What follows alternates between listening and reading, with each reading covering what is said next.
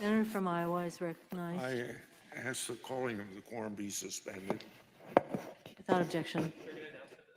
Under the previous order, the leadership time is reserved. Morning business is closed. Under the previous order, the Senate will proceed to executive session to consider the following nomination, which the clerk will report. Nomination, Department of Veterans Affairs, Denis Richard McDonough of Maryland to be Secretary.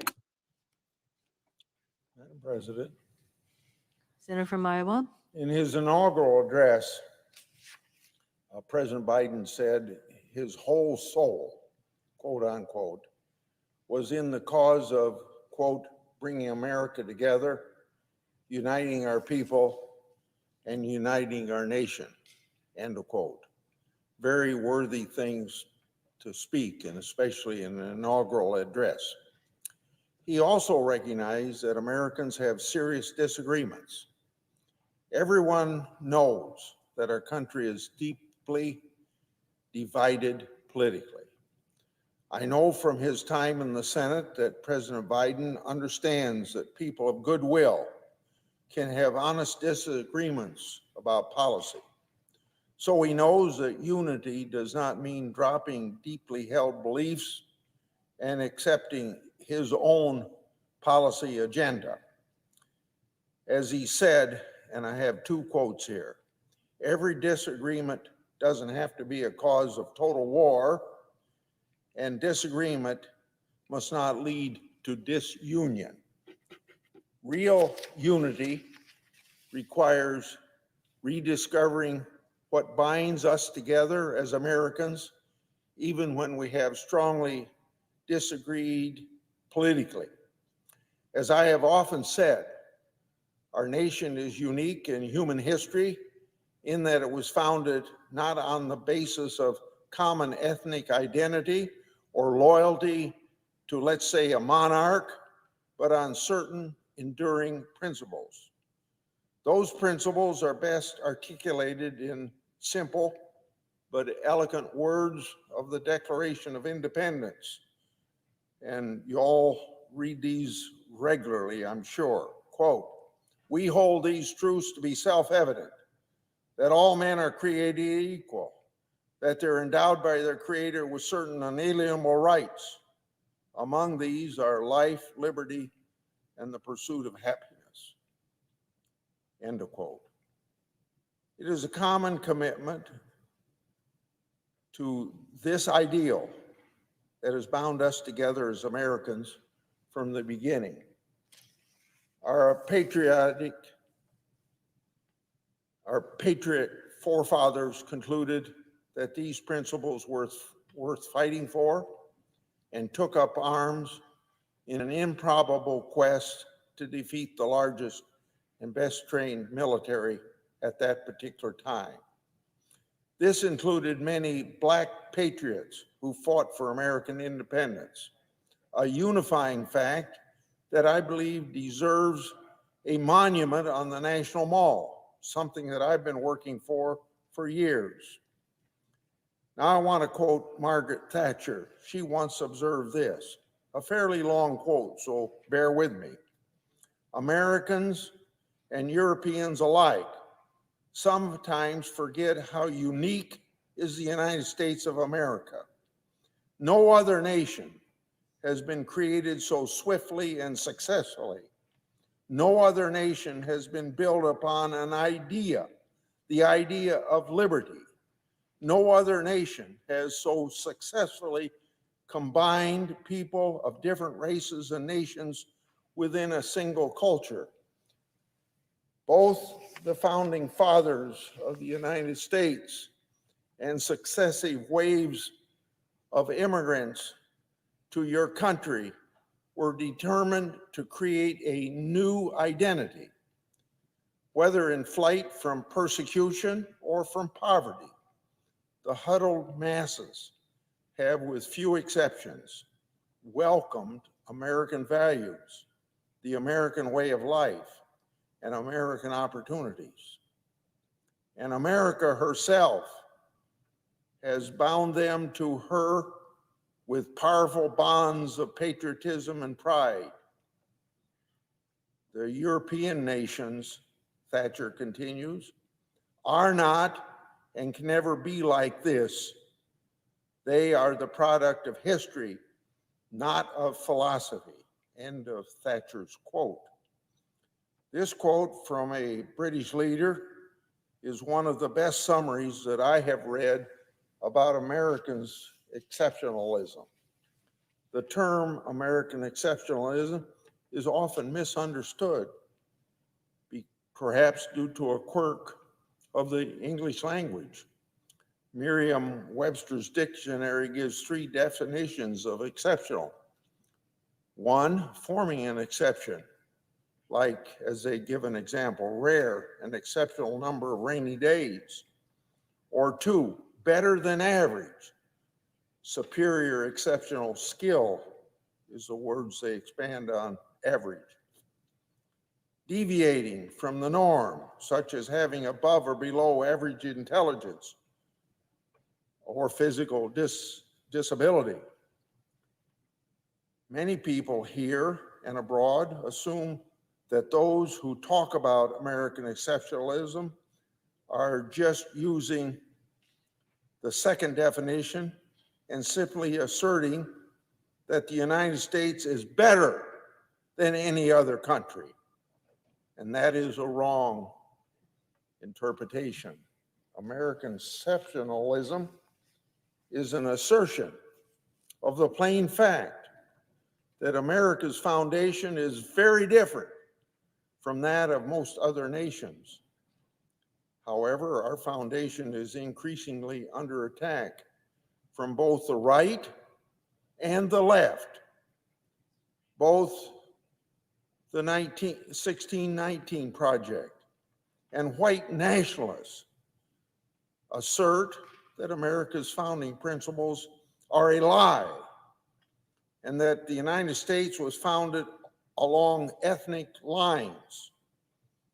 Oddly enough, this was the position taken by John C. Calhoun in the United States Senate when he articulated an alternative to the founding principles intended to justify maintaining slavery in perpetuity. Unfortunately, Abraham Lincoln, who revered the Declaration of Independence, prevailed. The notion that our founding principles are a lie isn't just bad history. It breaks the bonds that unite Americans of all backgrounds. The 1776 Commission was established specifically to, quote, enable a rising generation to understand the history and principles of the founding of the United States in 1776 and to strive to form a more perfect union, end of quote. The introduction to the 1776 report states that, quote, a rediscovery of our shared identity rooted in our founding principles is the path to a renewed American unity and a confidence in American future. End of quote. I could not agree more. That is why I was disappointed to see President Biden terminate this commission the same day he took office after making his call for unity. The call to unity is exactly what the president asked for in his inaugural address. What specifically in that 1776 commission document does President Biden disagree with? Yes, the report is critical of far left efforts to denigrate our founding principles, but it is also an important corrective to the alt-right effort to import European styles ethno-nationalism, which is also deeply un-American in every sense. The 1776 report calls for, quote, a restoration of American education, which can only be grounded on a history of those principles that is accurate, honest, unifying, inspiring, and ennobling, end of quote. By contrast, California has proposed an ethnic study curriculum that is rooted in the fundamental divisive tenets of critical race theory, which, with its focusing on separate groups of Americans into different degrees of oppressor and oppressed. Interestingly, despite the California curriculum's focus on victims of prejudice, discussions of anti-Semitism is omitted in favor of criticism of Israel. This curriculum also totally skips over the life and work of Dr. Martin Luther King Jr. Remember his dream? So I quote that statement that he made. It is a dream deeply rooted in the American dream. I have a dream that one day this nation will rise up and live out the true meaning of its creed. We hold these truths to be self-evident, that all men are created equal, end of quote. Now, that is a very unifying statement. I encourage all Americans to read the 1776 report for yourself. See if you don't agree with the central message that shared attachment to our timeless founding principles is what binds us as a nation. It is no longer available on the main White House website, but can still be found on the Trump administration's archived website. It is also available on the Hillsdale College website. I have another short remark that I want to make on another subject. 12 years ago, this past Sunday, then Vice President Biden was in Munich, Germany, to deliver the Obama administration's first major foreign policy speech to world leaders. He said, quote, "It is time to press the reset button and to revisit the many areas where we can and should be working together with Russia," end of quote. The premise was that the Bush administration had been too tough on Russia, and a more conciliatory approach was needed. Beyond the rhetoric, this involved abruptly scrapping planned missile defense cooperation with our allies, the Czechs and the Poles, on the anniversary of the Soviet invasion of Poland. Keep in mind, this was 6 months after Russia had invaded and occupied territory of our ally, the Republic of Georgia, an occupation that is still ongoing this very day. That all happened a year after the publication of the book entitled The New Cold War by Edward Lucas, detailing the dangerous nature of the Putin regime. The Russian reset was not just a failure. The reset was ill-conceived and counterproductive from the start. Putin's Russia, like the Soviet Union before it, only understands strength. Unilateral concessions actually encourage further aggression, like we saw and still see with Ukraine.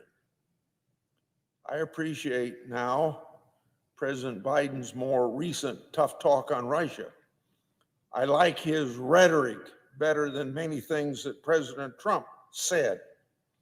However, I like Trump's actions, like sanctions against the Nord Stream pipeline, arming and training the Ukrainian military, and pardoning with our frontline allies. The Biden administration no longer talks of a Russian reset, but it has already announced the extension of the one legacy of the reset policy.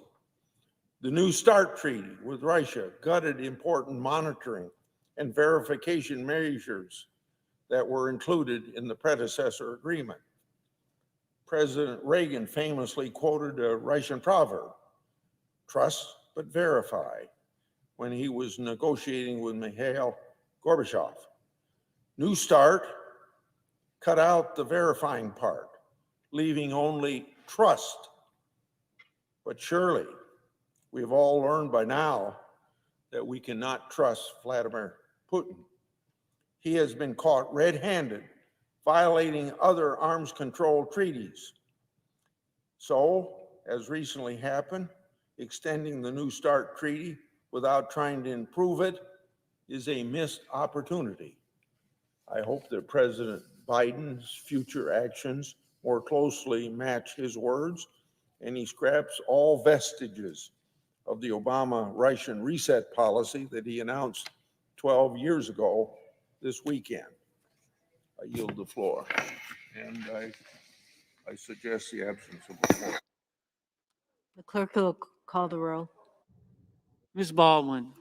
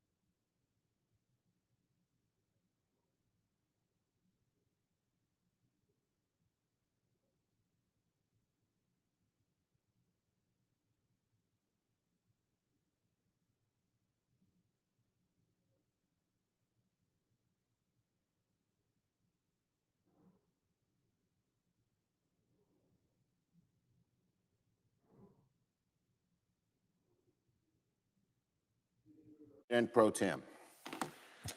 The Majority Leader. Thank you, Mr. President. Are we in a quorum call? I ask unanimous consent the quorum be dispensed with. Without objection, so ordered. Now, Mr. President, the Senate is steadily confirming members of President Biden's cabinet and other key administration officials. In a few hours, we'll add one more to the list when the Senate confirms Denis McDonough to serve as Secretary of Veterans Affairs. Under President Obama, Mr. McDonough was a member of the National Security Council and the White House Chief of Staff. He was a regular face at Walter Reed and a frequent visitor of our troops deployed abroad. The VA has one of the most sacred missions of all our agencies, deriving its motto from President Lincoln's second inaugural address, to care for those who shall have borne the battle. But the task of achieving that mission is one of organization, institutional know-how, and administrative troubleshooting. I'm confident that Mr. McDonough's decades of experience at the highest levels of government make him well qualified to take on the job. Even as senators prepare this week to sit as a court of impeachment, the Senate will continue its work on other responsibilities. Committees will continue to process nominations, including the nominees to lead the EPA, the Department of Commerce, Department of Labor, and the Office of Management and Budget. At the same time, committees will continue pressing the work of addressing the COVID crisis. Last week, in the early hours of Friday morning, the Senate passed a budget resolution that will pave the way for President Biden's American Rescue Plan. As promised, the Senate held an open, bipartisan, and vigorous amendment process. Several bipartisan amendments passed with overwhelming majorities and were added to the resolution. The fact that the debate went all night and only concluded at around 5:30 in the morning is a testament to the vigor of the amendment process, which, again, I note, was bipartisan. The First Amendment, in fact, a very important one, by the Senator from Arizona, Ms. Sinema, and the Senator from Mississippi, Mr. Wicker, helped our restaurant industry, and it was bipartisan. Now, our Senate committees have instructions to begin crafting legislation to rescue our country from COVID-19, to speed vaccination distribution, provide a lifeline to small businesses, help schools reopen safely, save the jobs of teachers, firefighters, and other public employees, and support every American who is struggling to put food on the table and keep a roof over their heads. This important historic work will give hundreds of millions of Americans the relief they need while getting our country back to normal as quickly as possible. Now on impeachment. Tomorrow, the second impeachment trial of Donald J. Trump will commence, only the fourth trial of a president or a former president in American history, and the first trial for any public official that has been impeached twice. For the information of the Senate, the Republican leader and I, in consultation with both the House managers and former President Trump's lawyers, have agreed to a bipartisan resolution to govern the structure and timing of the impending trial. Let me say that again. All parties have agreed to a structure that will ensure a fair and honest Senate impeachment trial of the former president. Each side will have ample time to make their arguments, 16 hours over 2 days for the House managers, the same for the former president's counsel. If managers decide they want witnesses, there will be a vote on that, which is the option they requested in regard to witnesses. The trial will also accommodate a request from the former president's counsel to pause the trial during the Sabbath. The trial will break on Friday afternoon before sundown and will not resume until Sunday afternoon. As in previous trials, there will be equal time for senators' questions and for closing arguments, and an opportunity for the Senate to hold deliberations if it so chooses. And then we will vote on the article of impeachment. And if the former president is convicted, we will proceed to a vote on whether he is qualified to enjoy any office of honor, trust, or profit under the United States. The structure we have agreed to is eminently fair. It will allow for the trial to achieve its purpose, truth and accountability. That's what trials are designed to do, to arrive at the truth of a matter and render a verdict. And following the despicable attack on January the 6th, there must be truth and accountability if we are going to move forward, heal, and bring our country together once again. Sweeping something as momentous as this under the rug brings no healing whatsoever. Let's be clear about that. Now, as the trial begins, the forces aligned with the former president are prepared to argue that the trial itself is unconstitutional because Donald Trump is no longer in office, relying on a fringe legal theory that has been roundly debunked by constitutional scholars from across the political spectrum.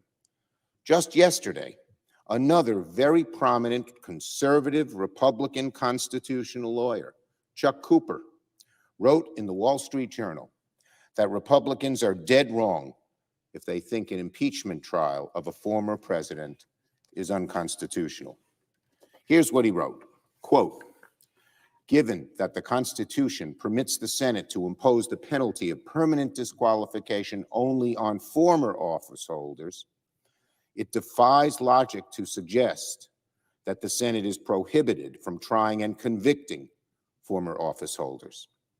The senators who supported Mr. Paul's motion should reconsider their view and judge the former president's misconduct on the merits."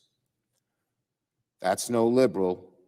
That's Chuck Cooper, a lawyer who represented House Republicans in a lawsuit against Speaker Pelosi, a former advisor to Senator Cruz's presidential campaign, driving a stake into the central argument we're going to hear from the former president's counsel.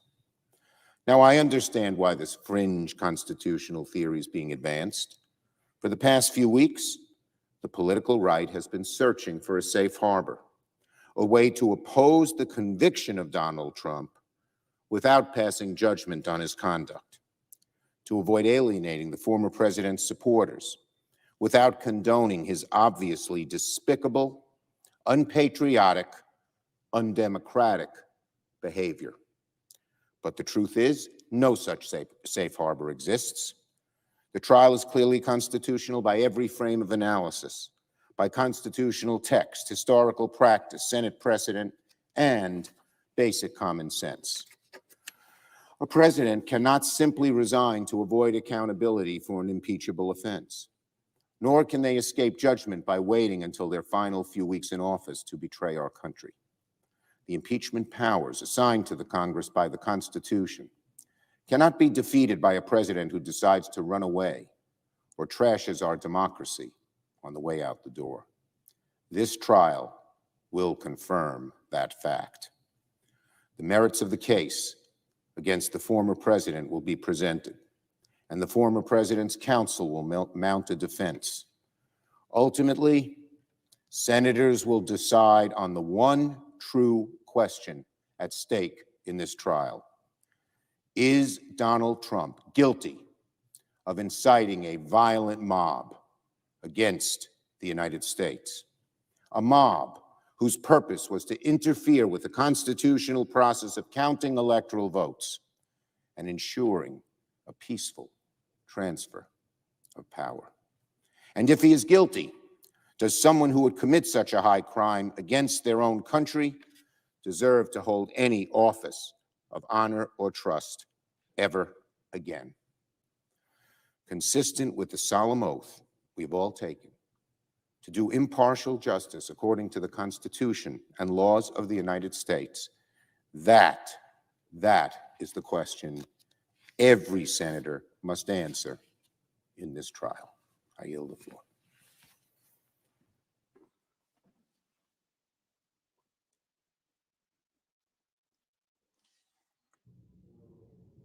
Of a quorum. The clerk will call the roll. Ms. Baldwin.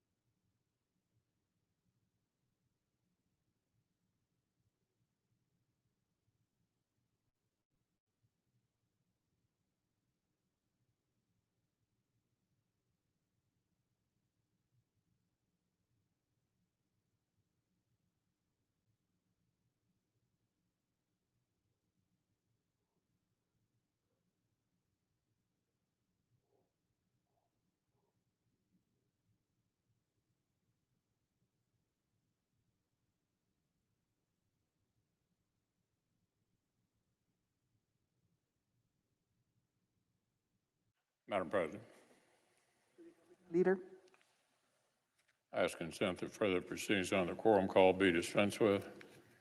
without objection.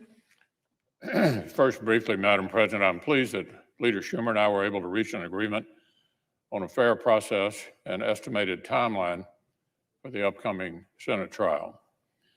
This structure has been approved by both former President Trump's legal team and the House managers because it preserves due process and the rights of both sides.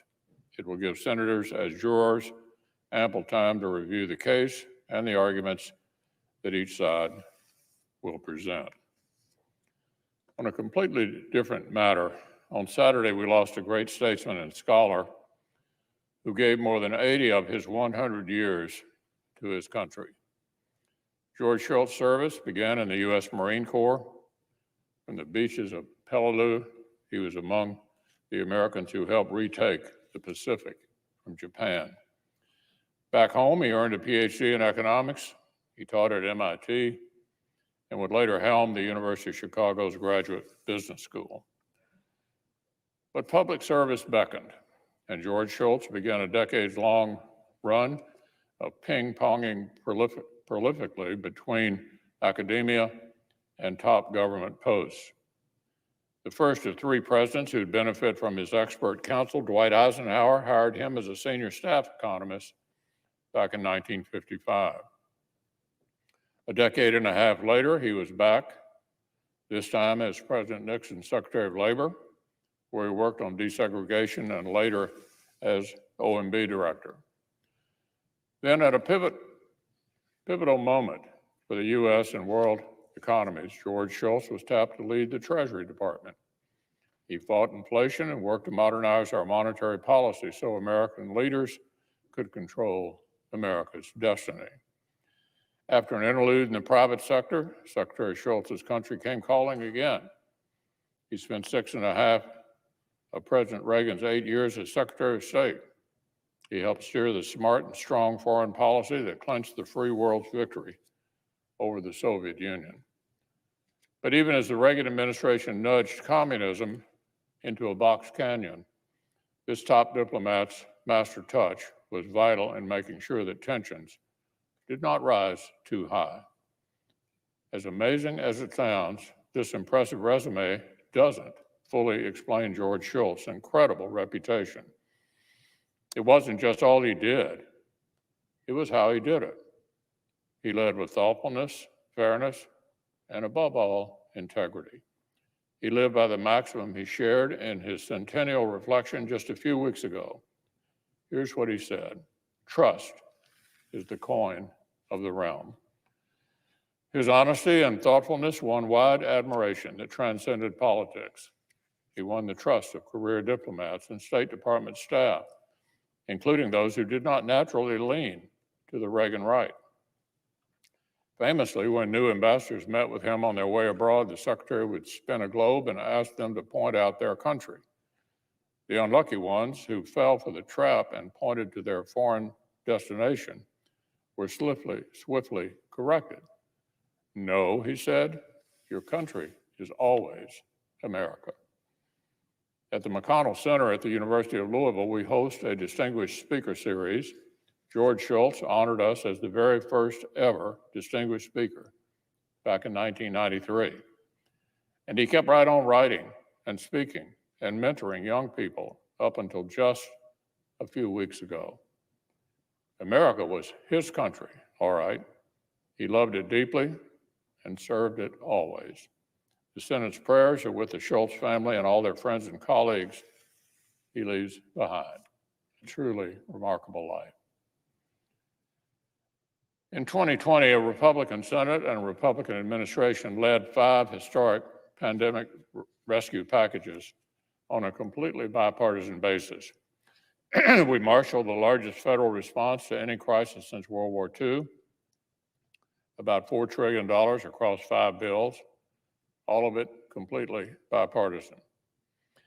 But now Washington Democrats have other ideas.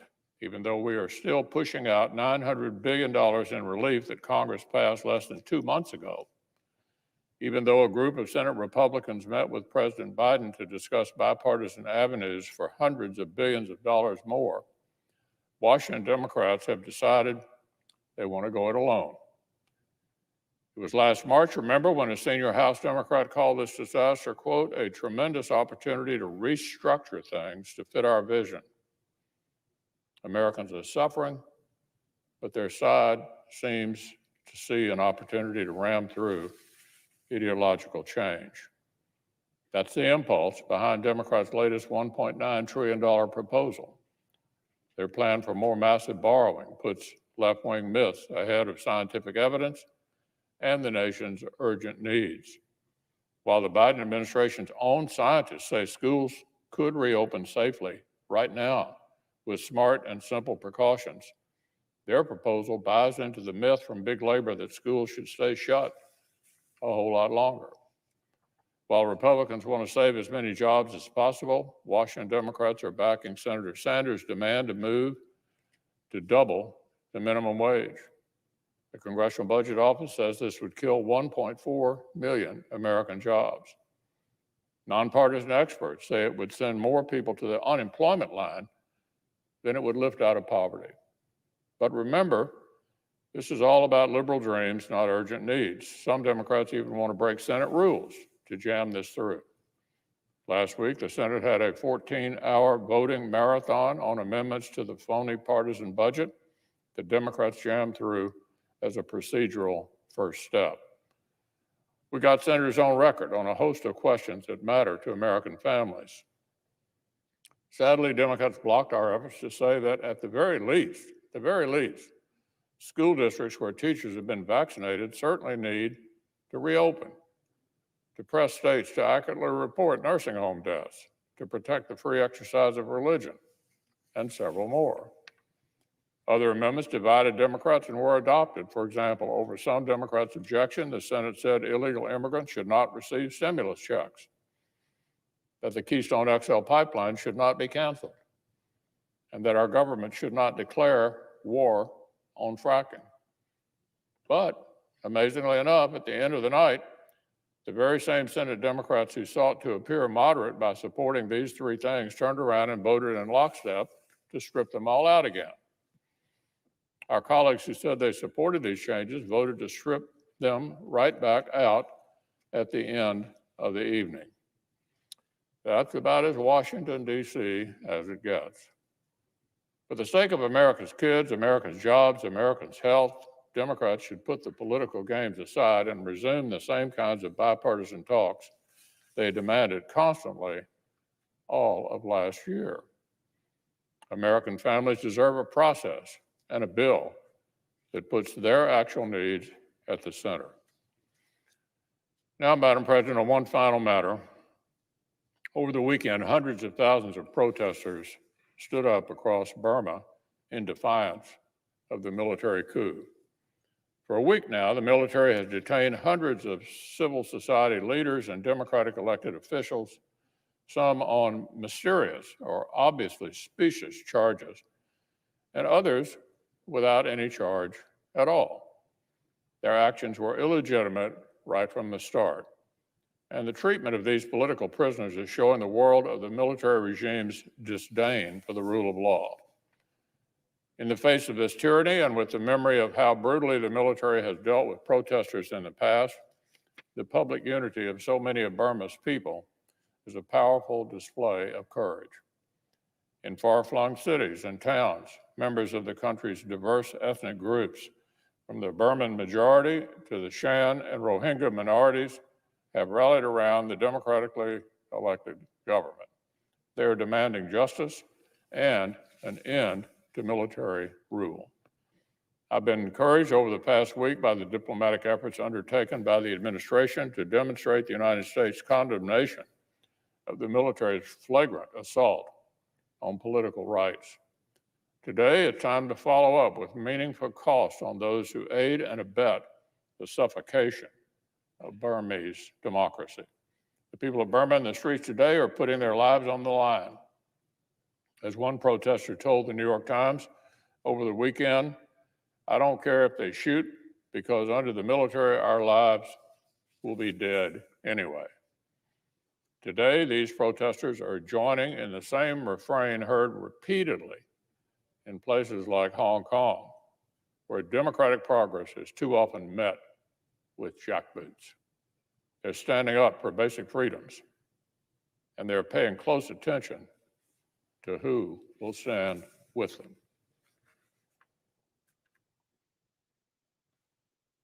Suggest the absence of quorum. Clerk will call the roll. Ms. Baldwin.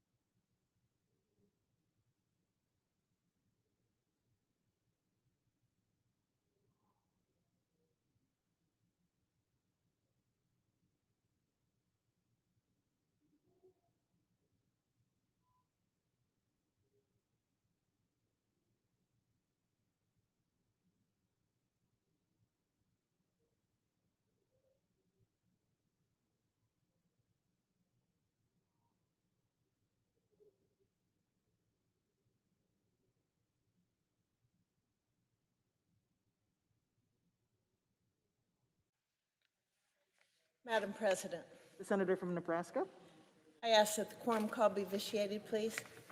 without objection. Thank you, Madam President. I come to the floor today to discuss the administration's decision to extend the New START treaty by 5 years.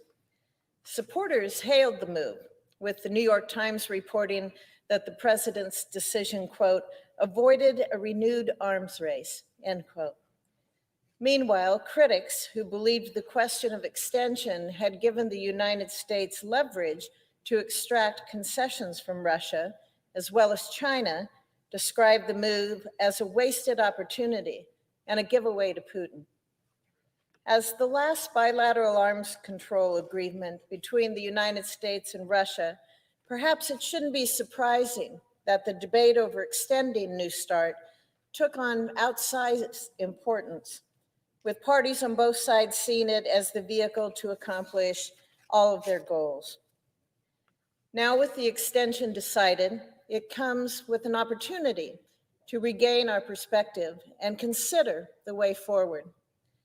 This begins with a clearer understanding of what the New START treaty accomplishes and what it doesn't. To begin with, the New START treaty is not a panacea, and extending the agreement does not prevent an arms race with just the stroke of a pen. Nor is it an unfair agreement that locks in Russian advantages. It is simply an agreement between the United States and Russia to limit some, but not all, of the categories of nuclear arms. China is not a party to this agreement. As critics have pointed out, the treaty's counting rules obscure the true number of deployed nuclear weapons, and it has not prevented Russia's buildup of other kinds of nuclear arms, not covered by its limits. Some have described these as loopholes for Russia, but they are well-known limitations that also apply equally to both sides. Since the treaty was signed, the United States has chosen not to invest in new nuclear weapons outside of the treaty's limits. Well, Russia's done the opposite, and they continue to expand their nuclear arsenal. I disagree with my colleagues who see that as a failure of the treaty. It's a failure of the Russian government for continuing to build up its nuclear arsenal instead of matching our restraint and lowering those tensions. But it would also be a failure on our part if we had assumed Russia would refrain from building these systems out of the goodness of their heart. Indeed, Russia's behavior since the New START treaty was signed reminds us that it continues to seek a competitive advantage.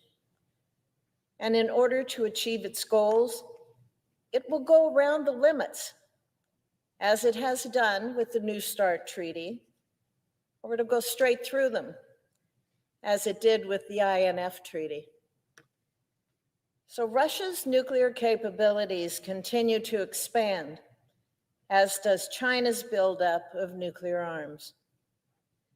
That New START hasn't prevented these from occurring reflects the fact that the New START treaty simply does not account for the full spectrum of nuclear challenges. And thus, with the agreement to extend the treaty in place, serious threats still remain that really demand our attention. The growth of both Russia's and China's arsenals must be addressed. Some have called for the Biden administration to immediately pursue talks to this end. While hurrying to convene another diplomatic summit may have a reassuring appearance to some, diplomacy is not an end unto itself.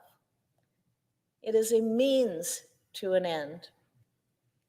And it is important to remember that negotiating limits on Russia's tactical weapons and bringing China into the arms control process have long been U.S. diplomatic objectives. Indeed, the Obama-Biden administration sought these goals, as did the Trump administration, which deserves credit for elevating them to the highest levels. However, the consistent refusal of both Russia and China to engage in serious talks demonstrates that neither nation feels sufficient incentive to negotiate. New attempts at negotiations without addressing this, it wouldn't achieve a different result. In truth, what's needed isn't another conference in a European capital. It is a serious effort here at home to create incentives for both Russia and China to halt their nuclear buildups and to have them choose a different path. Congress and the administration should work together to strengthen the hands of our negotiators. And to that end, we can start by rejecting calls being made by some advocates to cut our nuclear forces unilaterally or allow them to age into obsolescence by delaying their much needed modernization. These calls aren't new. However, our senior military leaders have consistently advised against such courses of action, and the past two administrations have rejected them as well. They should be rejected again. As most in this chamber know, our nuclear forces have aged far beyond their designed lifetime. After delaying and deferring the modernization of our nuclear forces for decades, we are now at an inflection point. As Admiral Richard, the current STRATCOM commander, testified last year, quote, "Many of the modernization and sustainment efforts necessary to ensure the deterrence viability have zero schedule margin and are late to need," end quote. His point is clear. Further delay will result in capabilities aging out with no replacements available. Our nuclear deterrent would literally wither on the vine. This would have a number of disastrous consequences for our security at a time when nuclear threats are growing, and it would also dramatically undermine future diplomatic efforts to negotiate limits with Russia and China on their arsenals. After all, why would either nation agree to new rounds of arms reductions if they knew that the United States was cutting its forces anyway, regardless of whether they agreed to do likewise? We must keep this in mind when we hear calls to dismantle the triad or cancel our modernization programs. Doing so would make our country less safe by cutting the forces needed to deter aggression, and it would make the world less safe by ensuring that the United States is never in a position again to push for real reductions to Russian and Chinese nuclear forces. Instead of reducing incentives for Russia and China to negotiate, Congress and the administration should work together to strengthen them and set the conditions for successful diplomatic efforts in the future. Thank you, Madam President. I yield the floor. I would suggest the absence of quorum. Clerk will call the roll. Ms. Baldwin.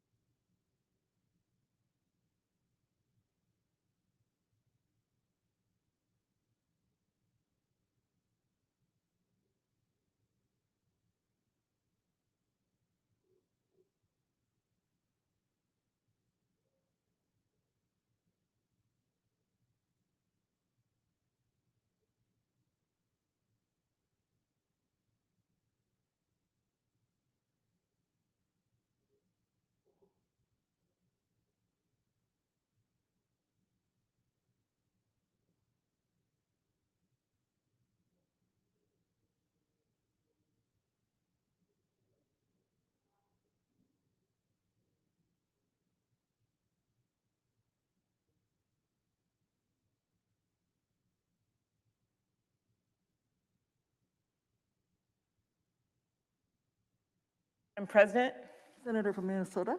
Madam President, are we in a quorum call? We are. Madam President, I ask that the quorum call be vitiated. Without objection. Madam President, today I rise in support of my friend and fellow Minnesotan, Denis McDonough, as President Biden's nominee for Secretary of Veterans Affairs. And no one knows but you, the Senator from Illinois, Madam President, about how important this job is for our veterans. Denis grew up in Stillwater, Minnesota, which is right near the Wisconsin border. He is the grandson of Irish immigrants, the son of devout Catholic parents, and brother to 10 siblings. He attended St. John's College in Collegeville, Minnesota, and in addition to graduating summa cum laude, he played safety on the very proud championship St. John's football team. I've been privileged to call Denis a friend for years, and I know he will serve our country well as the Secretary of Veterans Affairs. As he has done his whole life, he will honor the promises that our country has made to our veterans and their families. Denis's commitment to our nation's veterans was clear during his time as President Obama's Chief of Staff, where he made sure that every decision impacting our service members, veterans, and their families was befitting of their sacrifices. Showing respect and gratitude for our nation's veterans is not something Denis just prioritizes, it's a value for him.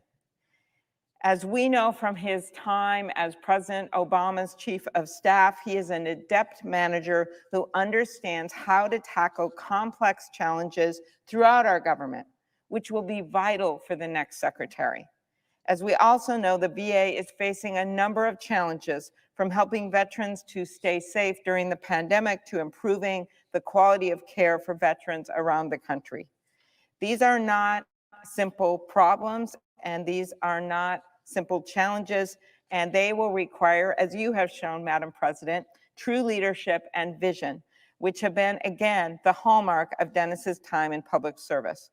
I also know that he will work tirelessly to find bipartisan solutions, and I think you see that from the support that he has gotten throughout the country, as well as on the Veterans Affairs Committee, where I was honored to introduce him when he started on this journey of Senate approval.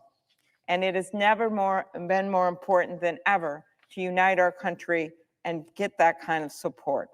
So much of our work with the veterans is about keeping our promises and showing respect, not just in words, but in action. When other senators who don't know Denis as well or are new to Washington, what they may see as time goes on, you will see the qualities of honor and loyalty in Denis's commitment to his family, which also includes his family in Minnesota. So I know this firsthand. He has so many relatives that you can't go anywhere without running into some McDonough. You see it in how he has treated everyone he's worked with. When he worked in the Senate, when he worked as President Obama's Chief of Staff. And I also will assure my fellow senators that he will listen to senators. He will have respect to the people that work here. You see it every day in how he always puts his country first. During his distinguished career, Denis has approached each and every job with the spirit of respect, honesty, and collaboration, and a willingness to make himself accessible to his colleagues and his team. He is deeply committed to supporting the workforce at the VA, and I want our veterans to know he will do two things so well. He will listen, and he will get things done for you. One of my favorite stories about Denis involves this: listening and then getting things done. We were having a lot of trouble up in northern Minnesota with the iron ore mines closing down, as you all remember, kind of coming out of the downturn. It never really bounced back. And then we had the steel dumping going on from China and other countries, the illegal steel dumping. And that really spread through the country and led to the closure of many of our mines. And we introduced legislation, and finally I asked Denis to come up to northern Minnesota, since he was from our state, as President Obama's Chief of Staff, and sit down with a bunch of mayors from northern Minnesota, from Minnesota's Iron Range, with workers, with mine owners. And it was this long, long table, and nearly everyone had spoken. And near the end, a miner named Dan Hill, he was the last to go, and he said, well, everything's been said, so I'll just tell the story. And he said that he was out of work, and he said that his son had just graduated from preschool. And the teacher asked him at the graduation, what do you want to do when you grow up? And kids were saying all kinds of things, that they wanted to play basketball, or they were going to fly an airplane, and all kinds of cool things. And Dennis's son looked at the teacher and he said, I want to be a miner like my daddy. And at that moment, Dan Hill took this steelworker t-shirt that he had in his hands, and he threw it across the whole long table. And I remember sitting next to Dennis thinking, you were a football player, catch the t-shirt. And he caught the t-shirt.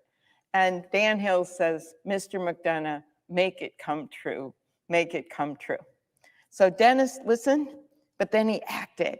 He went back to Washington, and he didn't just ignite a fire under the Commerce Department to get them to do even more work than they were already doing on enforcing tariffs and going after this illegal dumping and bringing things to the International Trade Commission, but he also looked at other agencies, and he helped us, along with Sherrod Brown and so many others, to pass legislation that made a difference. And all of this happened, and Dan Hill got his job back. And then I invited Dan Hill to come to one of the last State of the Unions for President Obama. And Dennis invited Dan Hill to the White House, and Dan Hill got to practically meet everyone surrounding the president. That is Denis McDonough. He listened, but he didn't just say, oh, I got there, I went, we'll try our best. He actually followed through the minutia of government to get things done. I'm going to end with the words of a poet who President Biden happens to love. And given Dennis's Irish roots, I can't think of a better person to quote from today's vote. And it was Mr. Haney, who once wrote, anyone with gumption and a sharp mind will take the measure of two things, what's said and what's done. So Dennis will not just say words to the veterans of this country as your secretary, he will get things done. With that, Madam President, I ask my colleagues to support the nomination Denis McDonough as Secretary of Veterans Affairs. Thank you, and I yield the floor. Absence of a quorum. Clerk will call the roll. Ms. Baldwin.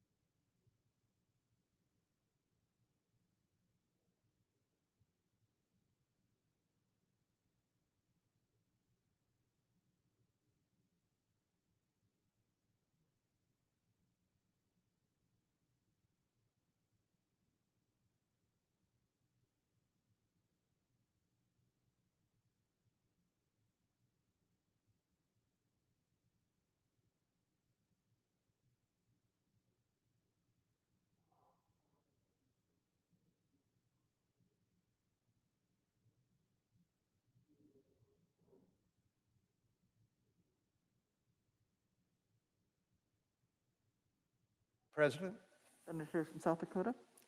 Oops, Texas. Madam President, I ask unanimous consent that the quorum call be dispensed with. Without objection.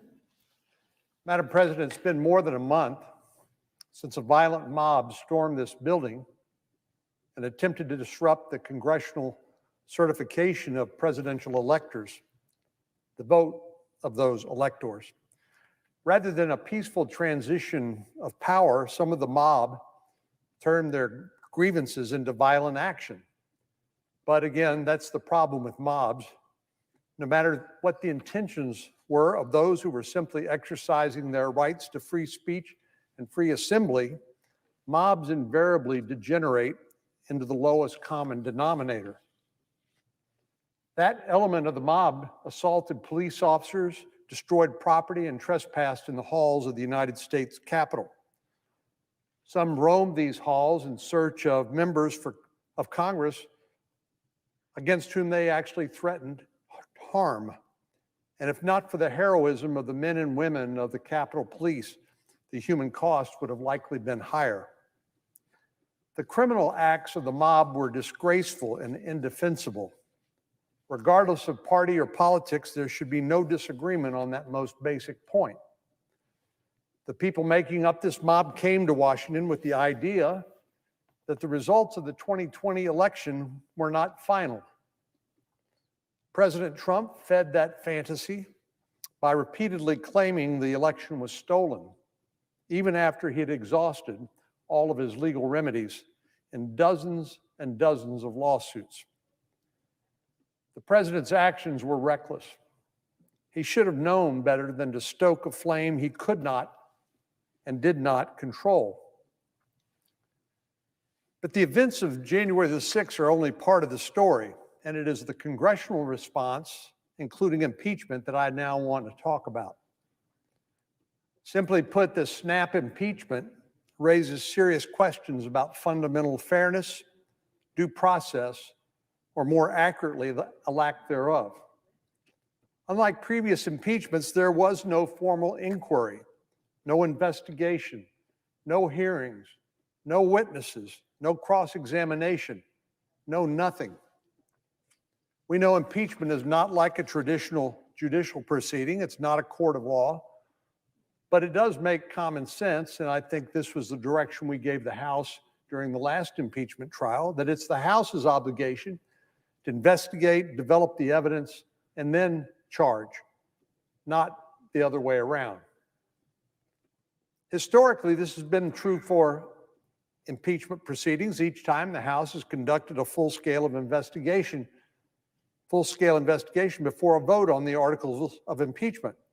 As I said, that was the case last year when the House spent months deposing witnesses, holding hearings, building a case against the president before ever announcing formal charges. But this time around, they took an entirely different approach. In attempting to justify this unprecedented departure from a fair and dignified proceeding, some of our Democratic friends claim that no evidence needs to be presented, saying that we were all witnesses to what happened on January the 6th, and that we can be jurors, witnesses, and in the words of at least one Democratic senator, victims, all at the same time. This week, President Trump's defense team will have the opportunity to present its case, and I expect the lack of due process to be a major area of focus, and rightfully so. Unfortunately, that's not the only problem with this impeachment trial. The Constitution requires the Chief Justice of the United States Supreme Court to preside over the impeachment trial of a president. But since this is the trial of a former president, a private citizen, someone who no longer holds office, Chief Justice Roberts will not be presiding. As a result, the senior senator from Vermont will now serve as both a judge and a juror, in addition to being a witness, I presume, and in the words of another senator, a victim. I respect Senator Leahy, but the fact of the matter is he cannot be an impartial arbiter. He has a conflict of interest. Following the House's impeachment vote, Senator Leahy called President Trump the greatest threat to the Constitution and to American democracy in a generation. He voted to convict Donald Trump during the last impeachment trial and apparently has already decided to do it again in this trial. The fact of the matter is no American, let alone a former president, should be tried before a juror who's already determined guilt or innocence and who also serves as a judge. I want to be abundantly clear, though, Madam President, on one point. President Trump's words and actions leading up to the attack were reckless and wrong. But as we all know, the constitutional standard for impeachment isn't recklessness. Treason, bribery, or other high crimes and misdemeanors, those are the offenses that the Constitution allows Congress to impeach and remove a president from office for violating or from committing. Which brings us to one of the biggest concerns I have. Donald Trump is no longer president of the United States. He's a private citizen. Our Democratic colleagues moved so fast that they could impeach the president while he was in office, but failed to transmit the articles to the Senate until he became a private citizen. Legal experts have debated not only the constitutionality of trying a former president, but also the wisdom of doing so, and I share concerns on both those fronts. I think this ill-timed impeachment trial sets a dangerous precedent for future former presidents. As politicized as impeachment has become, it could become a reoccurring political exercise that would be toxic for our democracy. Prominent Democrats have warned about the dangers of using impeachment as a political weapon against an opposing party. During the impeachment inquiry of President Clinton, Senator Leahy himself counseled, a partisan impeachment cannot command the respect of the American people. It's no more valid than a stolen election. I agree with him. The problem with one party using impeachment to exact political retribution on an opposing party's president at the end of his term, or even after that president has left office, seems quite obvious to me. It's political retribution.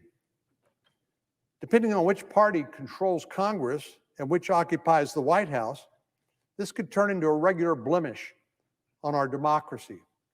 Rather than focusing together on our future in a new administration, seeking common ground and unity as President Biden has called for, such a precedent of trying a former president could create an endless feedback loop of recrimination. I think this is a dangerous and destructive path, and I would implore my colleagues on both sides to consider the long-term implications of this precedent. As Justice Story explained, the framers saw the Senate as a tribunal, in his words, removed from popular power and passions and from the more dangerous influence of mere party spirit, and was guided by deep responsibility to future times. So as before, Madam President, I don't take my role as a juror lightly, and I'll reserve final judgment until both the House impeachment managers and President Trump's defense team have had the opportunity to present their cases. But I do think, indeed I fear, we're skating on very thin ice and are in danger of inflicting great harm to our country by this rushed, unfair, and partisan proceeding. May God help us.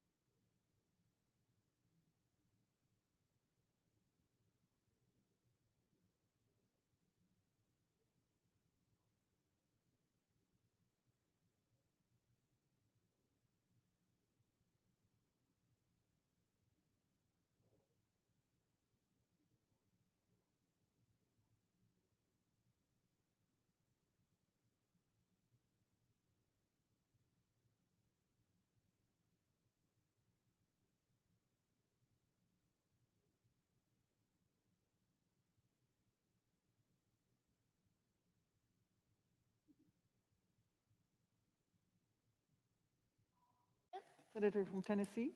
Thank you, Madam President. When President Biden addressed the nation on Inauguration Day, he promised unity and bipartisanship. It was a big part of his inaugural address. And so far, the Democrats here in Washington are not living up to that promise. Their message, and we saw this last week, is not unity, it is submit and conform.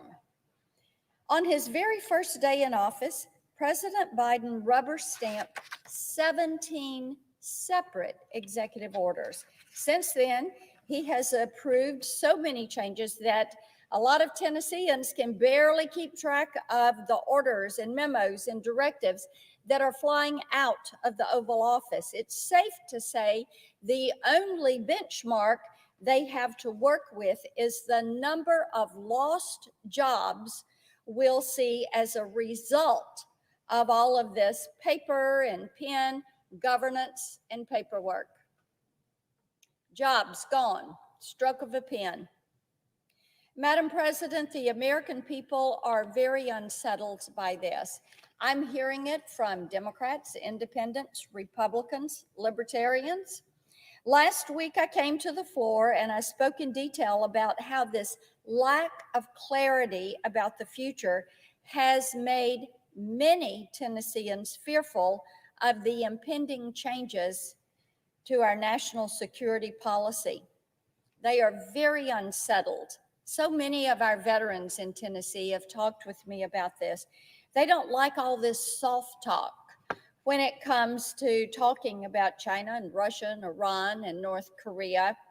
They're worried about what comes next. The domestic policy mandates have done nothing at all to give reassurances or calm spirits.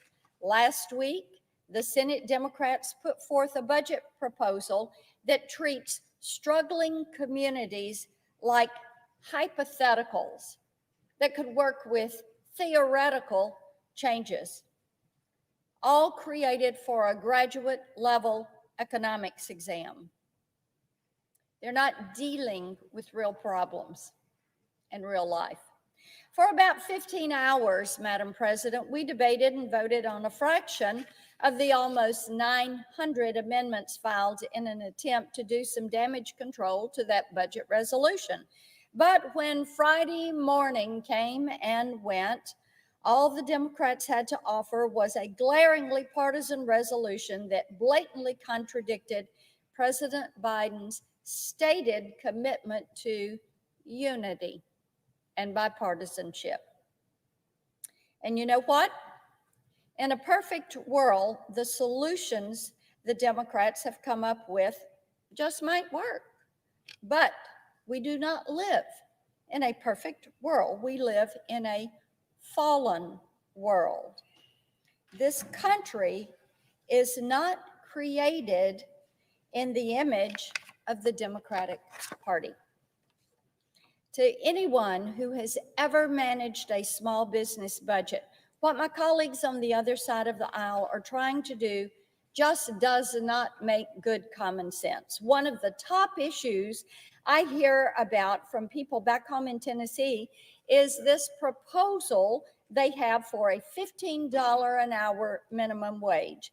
I feel I should remind my colleagues that resistance to this mandate doesn't come from a place of stinginess or classist hatred, but from a place of absolute confidence that it will destroy small businesses, even with the phase-in period. I have not heard from a single business owner who will be able to pay the wage and employ the same number of people. Not one.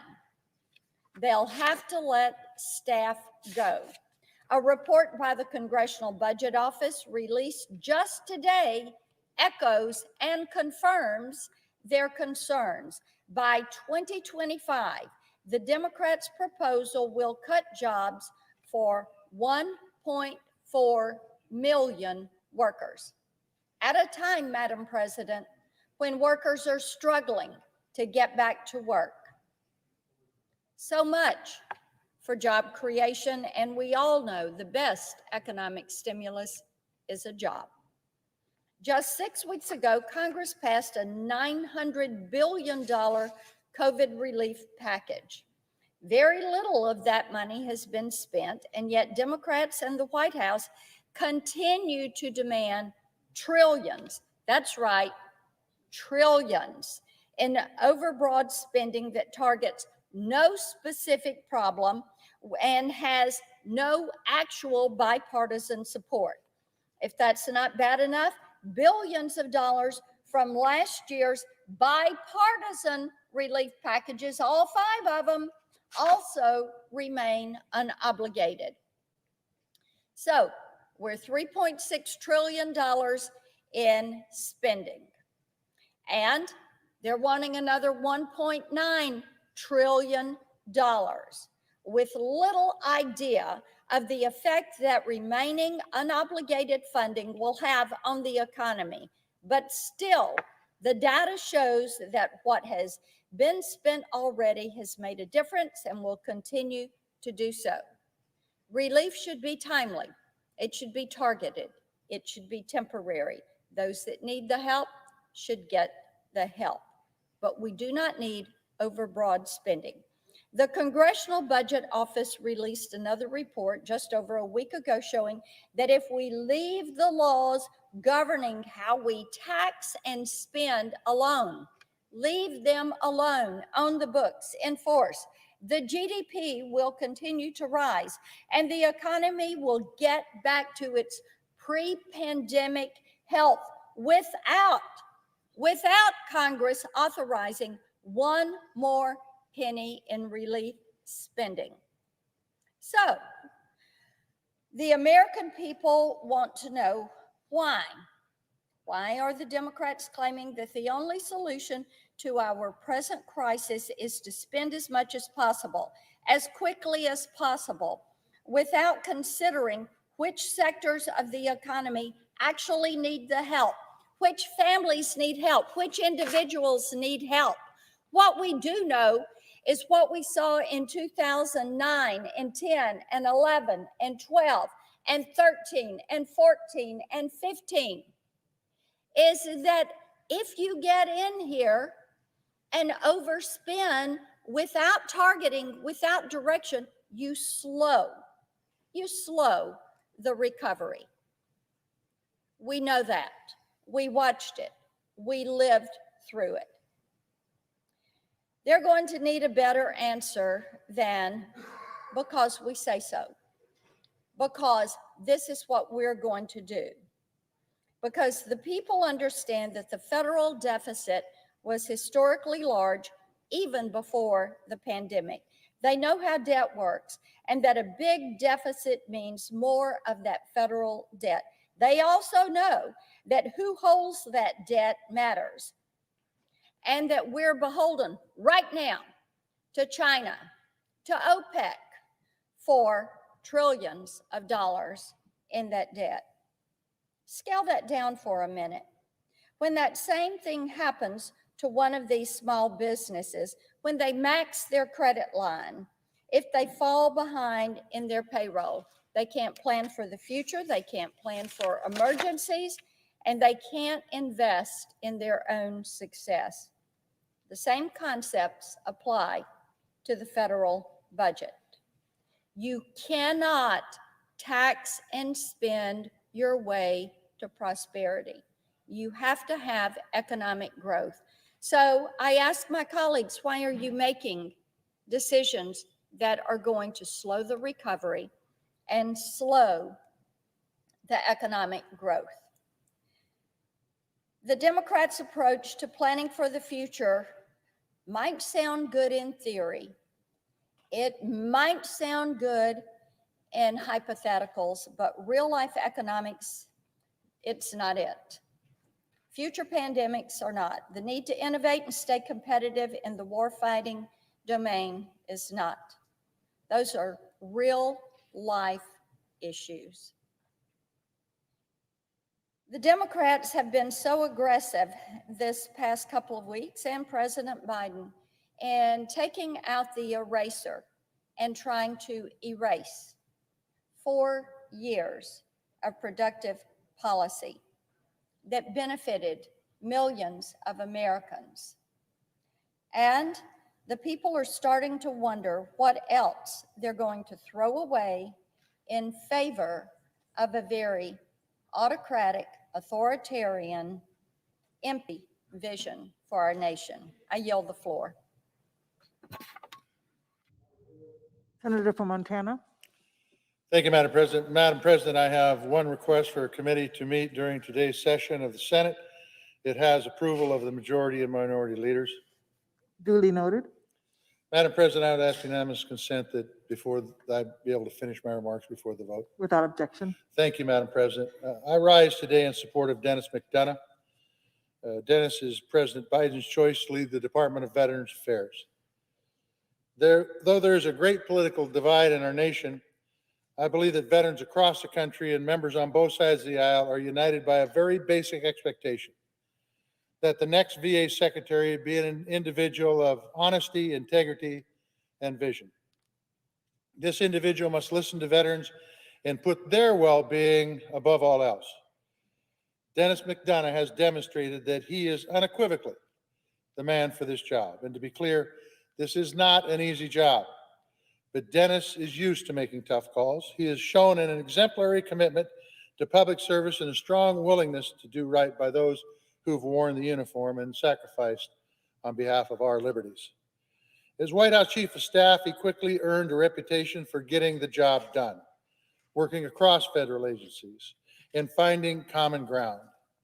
For the last 20 years, he's played a key role in many decisions surrounding sending our military men and women to war, and knows that taking care of these folks when they return home is a cost of war and a shared responsibility. Veterans need someone like Denis fighting in their corner. But the truth is, there is simply too much at stake.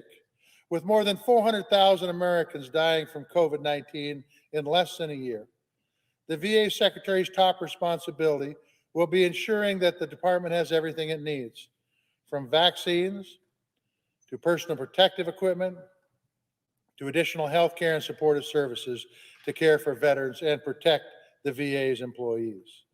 And he will be held accountable when it comes to swiftly implementing a number of historic reforms, from the John Scott Hannon's Veterans Mental Health Improvement Act, a bill that is out-of-box thinking to help our veterans and the mental health challenges and suicides that have resulted, to the Deborah Sampson Act, an act to help the largest or the fastest growing group of veterans, our women veterans, have access to care, to the expansion of presumptive coverage for thousands of additional Vietnam veterans exposed to Agent Orange, and overdue coverage for our Vietnam veterans. Not to mention a myriad of other critical priorities that have been in the works for years and need serious attention, such as the Caregivers Program and the Electronic Health Records Modernization effort. But Denis is fully prepared to take on these responsibilities. He's ready to build the trust of our nation's service members, veterans, and their families, and treat them with the respect that they have earned. Now more than ever, veterans need a strong leader who will prioritize delivering timely and quality health care and benefits over making political points. I am confident that as VA Secretary, Denis will be squarely focused on serving these needs.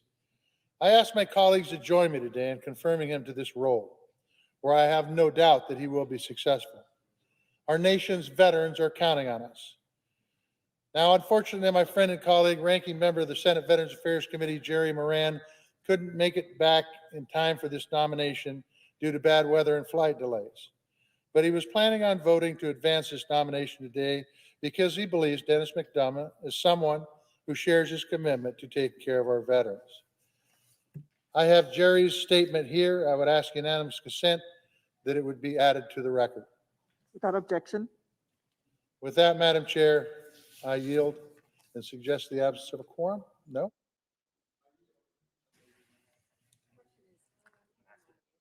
The question is on the nomination. Yes. Is there a sufficient second? There appears to be. The clerk will call the roll. Ms. Baldwin, Mr. Barrasso, Mr. Bennett, Mrs. Blackburn, Mr. Blumenthal, Mr. Blunt, Mr. Booker,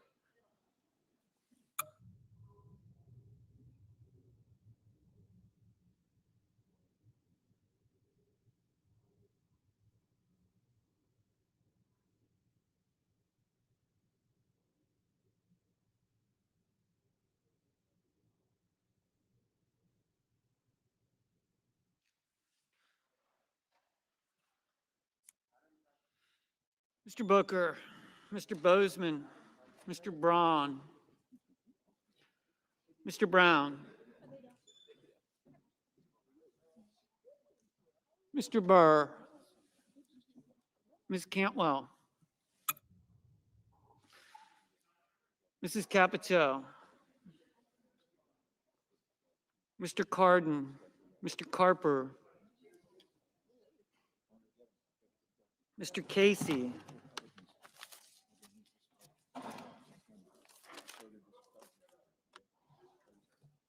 Mr. Cassidy,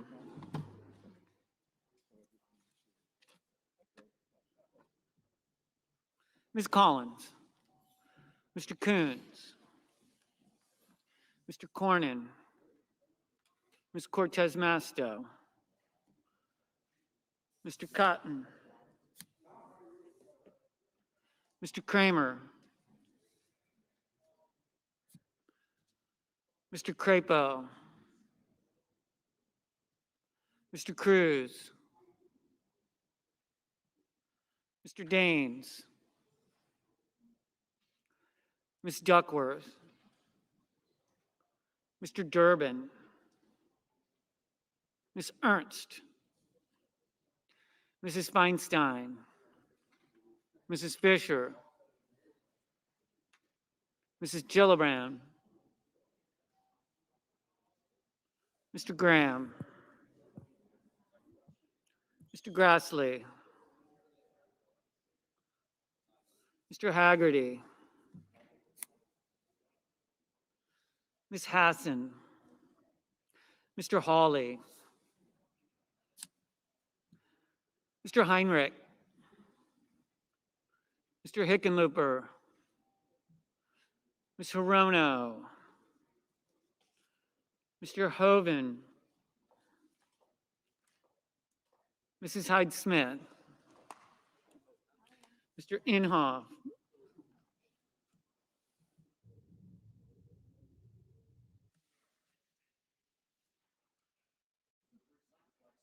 Mr. Johnson,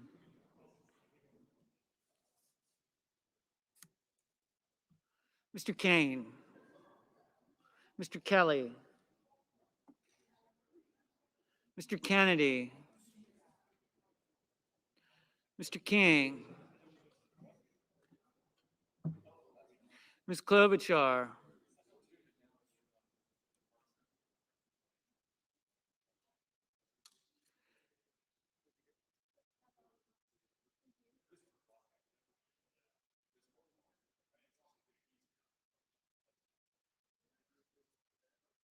Mr. Langford,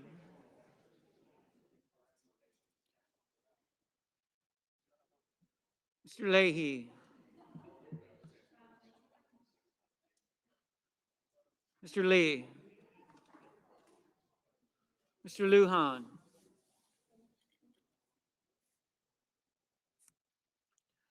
Ms. Lummis,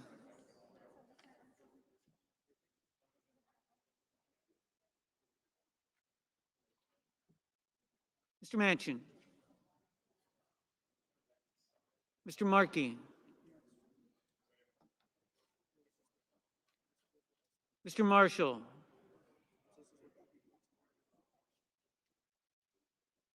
Mr. McConnell, Mr. Menendez,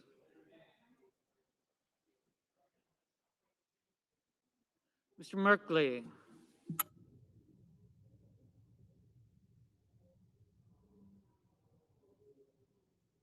Mr. Moran, Ms. Murkowski,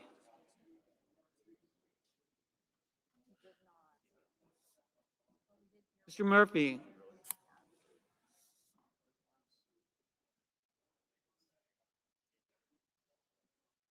Mrs. Murray, Mr. Ossoff,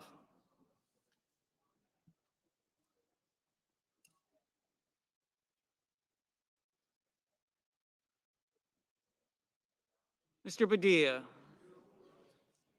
Mr. Paul,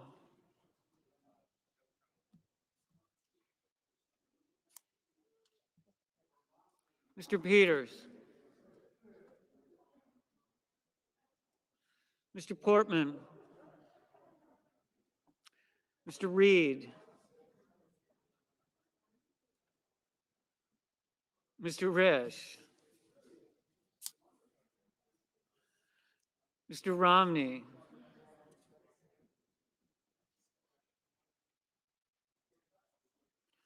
Ms. Rosen,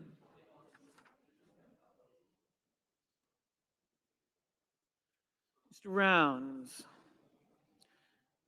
Mr. Rubio, Mr. Sanders, Mr. Sass, Mr. Shultz, Mr. Schumer, Mr. Scott of Florida, Mr. Scott of South Carolina, Mrs. Shaheen,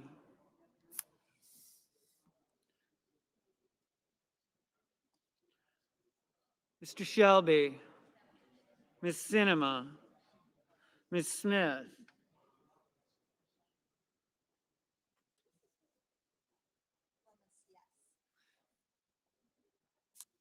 Ms. Stabenow, Mr. Sullivan, Mr. Tester, Mr. Thune, Mr. Tillis, Mr. Toomey, Mr. Tuberville,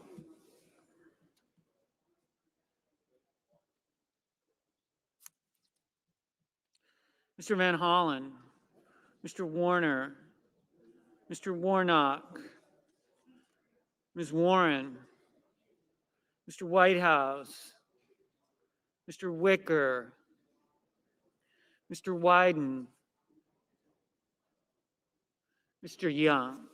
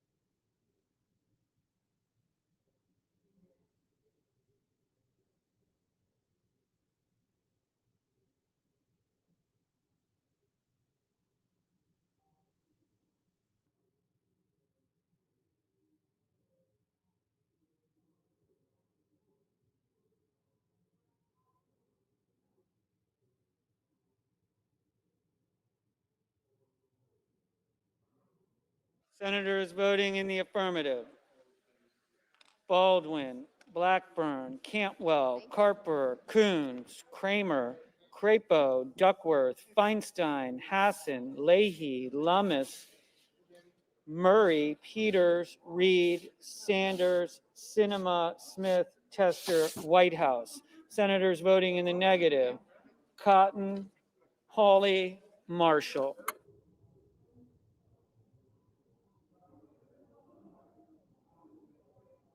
Mr. Bennett. Mr. Bennett. Aye. Mr. Lujan. Mr. Lujan. Aye.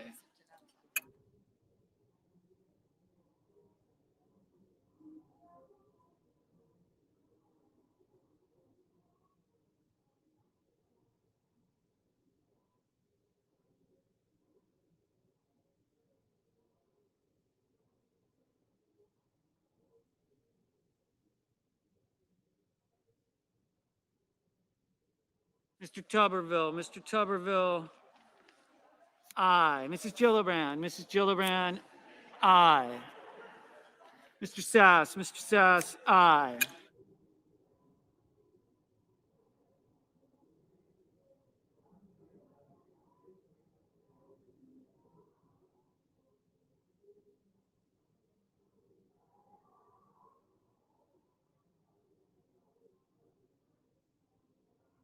Mr. Padilla. Mr. Padilla. Aye.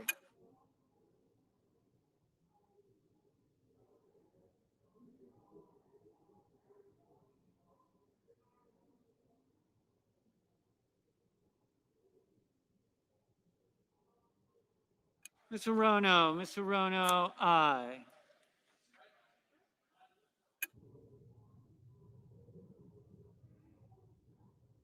Mr. Ossoff. Mr. Ossoff. Aye.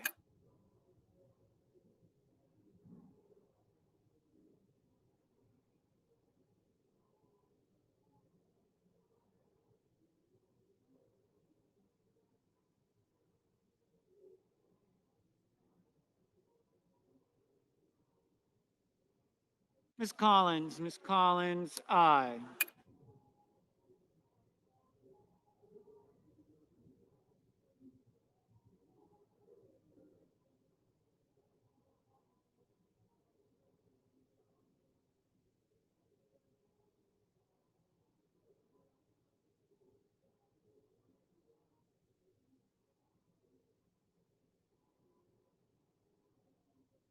Mr. Van Hollen.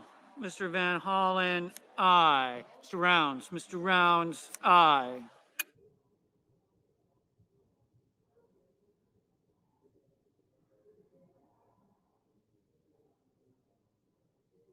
Hickenlooper. Mr. Hickenlooper. Aye. Mrs. Hyde Smith. Mrs. Hyde Smith. Aye.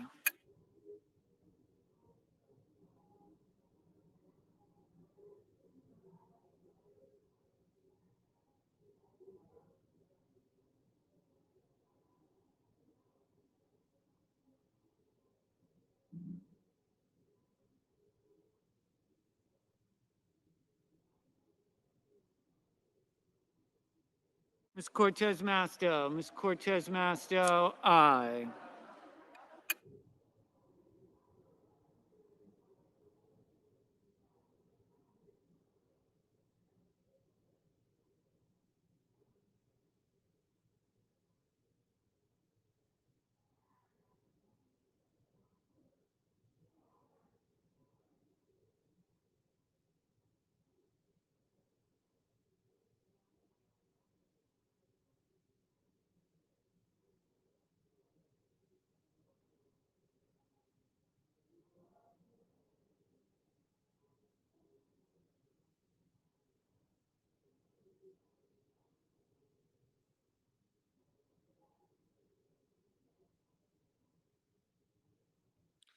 Mr. Heinrich. Mr. Heinrich. Aye. Mr. King. Mr. King. Aye.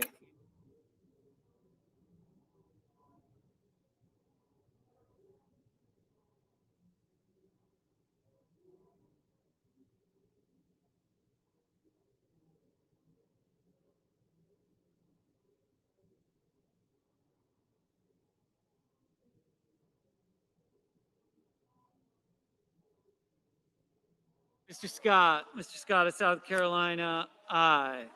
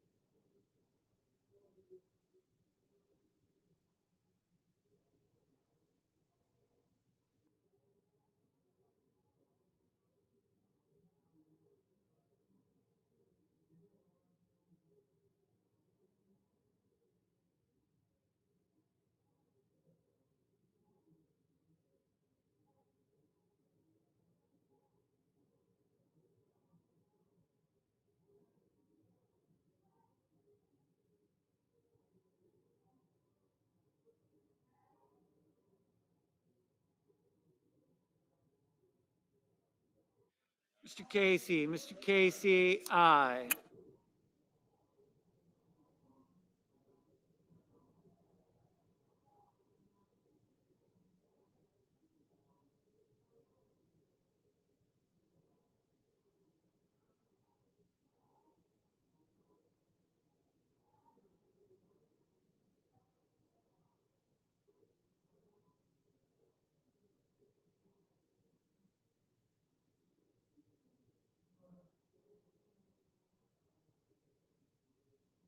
Mr. Kane, aye. Mr. Bozeman, aye. Mr. Shelby, aye. Mr. Warnock, aye.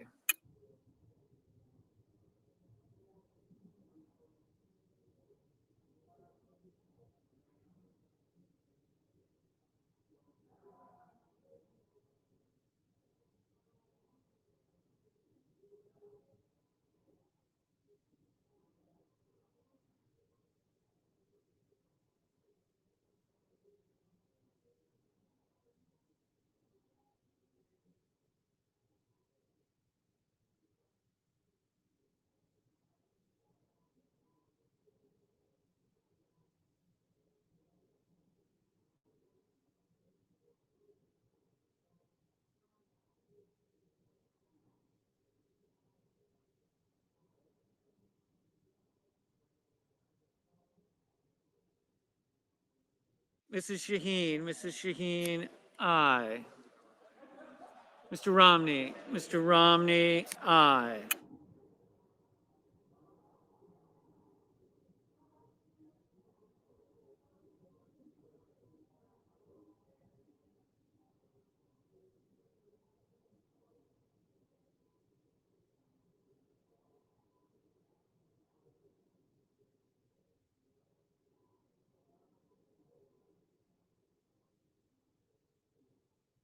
Mr. Risch, aye.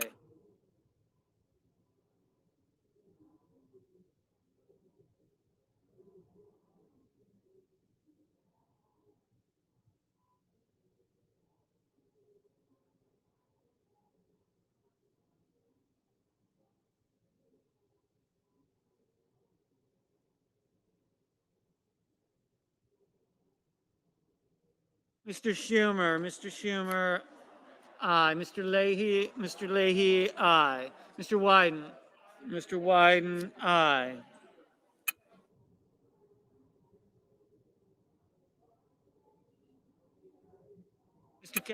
Mr. Kelly, aye. Mr. Brown, aye.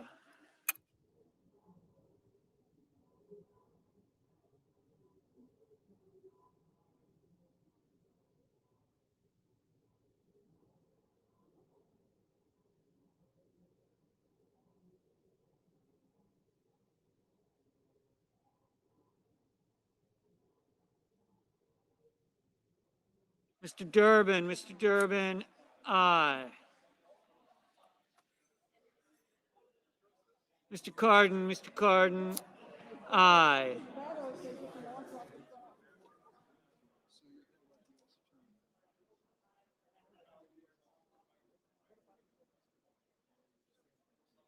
Mr. Sullivan, aye. Mr. Lee, aye.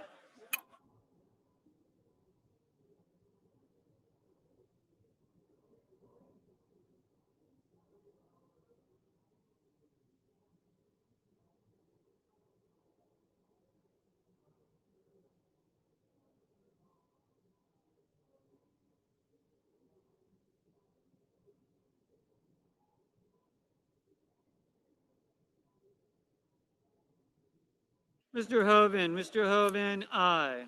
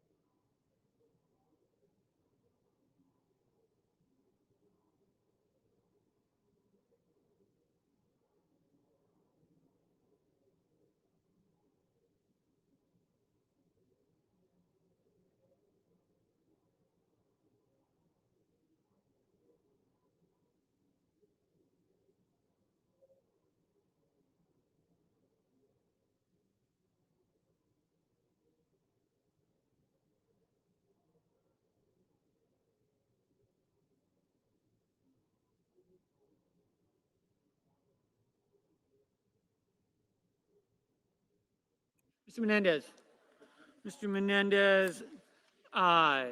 Mr. Haggerty, no.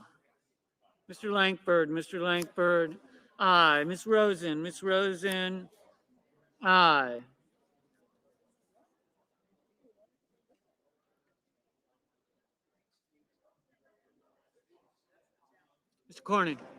Mr. Cornyn, aye.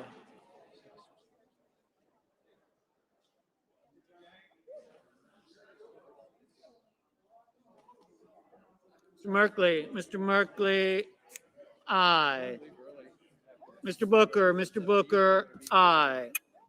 Miss Ernst, no. Miss Stabenow, aye.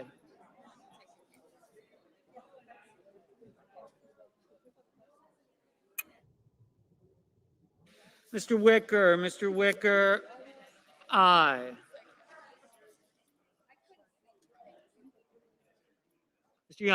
Mr. Young, aye. Mr. Portman, aye. Mr. Blunt, aye. Mr. Schatz, aye. Ms. Klobuchar, aye. Mr. Warner, aye. Mr.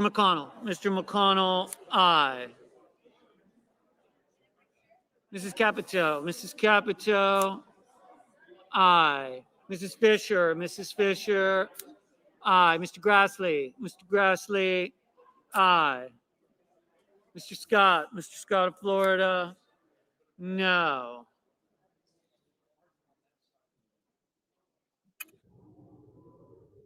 Mr. Johnson,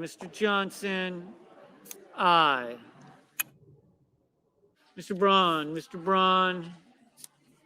aye. Mr. Cassidy, aye.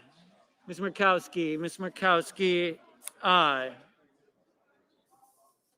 Mr. Murphy, aye.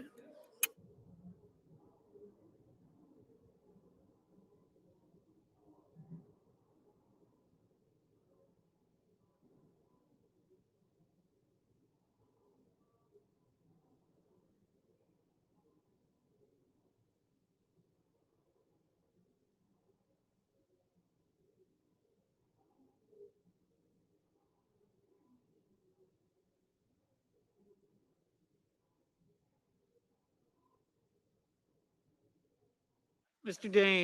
Daines, aye.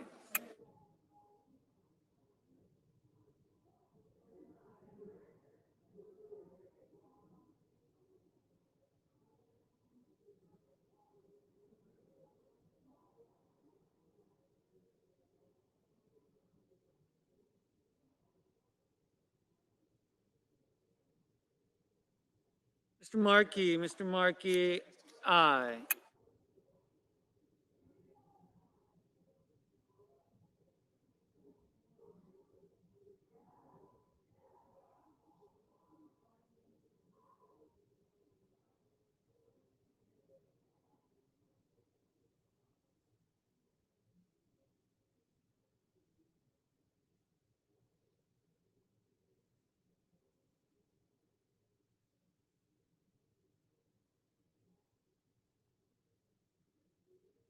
Mr. Thune, aye.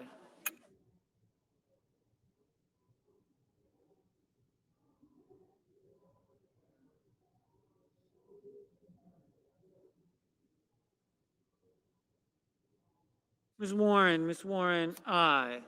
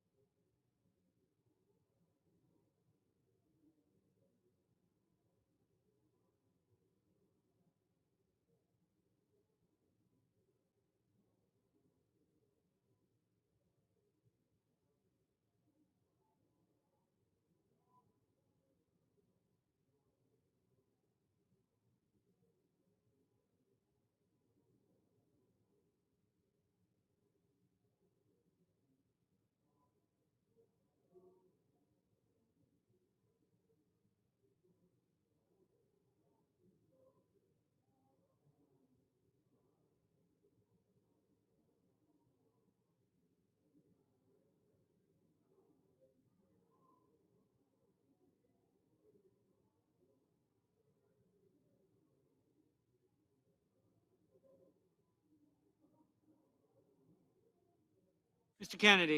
Kennedy, aye.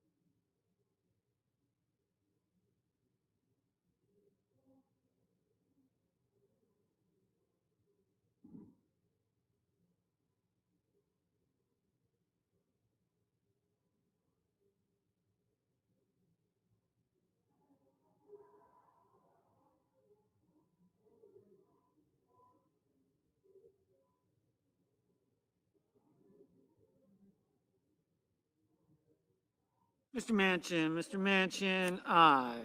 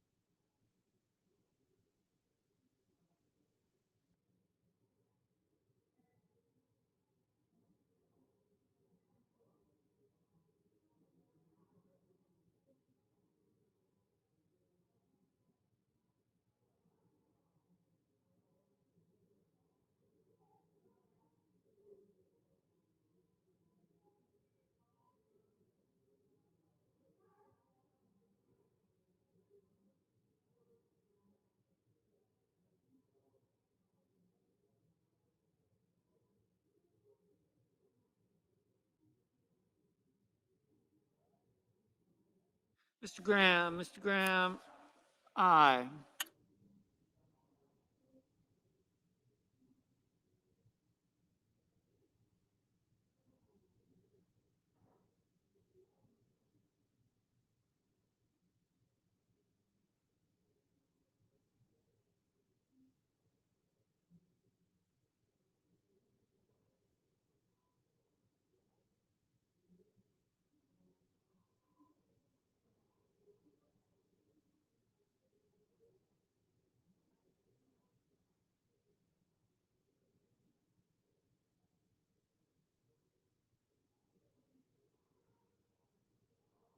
Mr.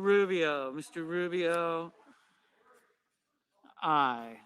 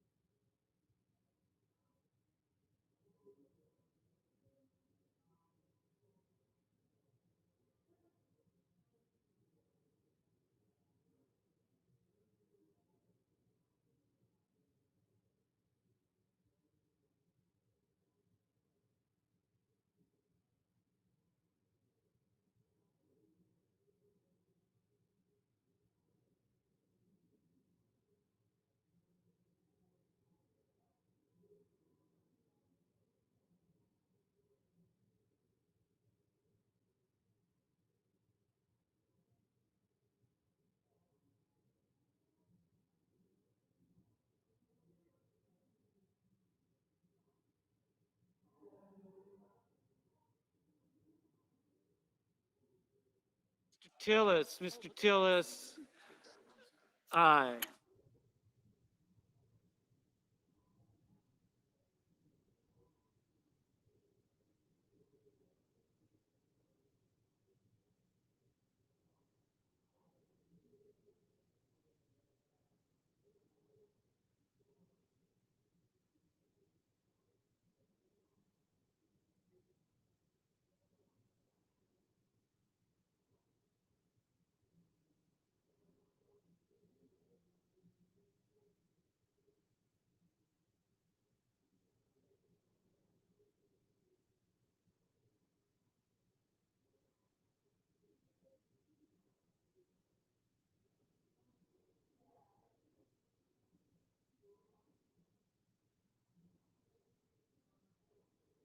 Mr. Blumenthal, Mr. Blumenthal, aye.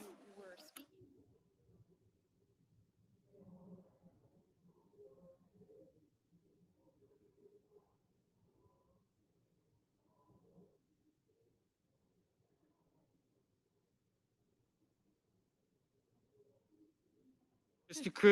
Cruz, no.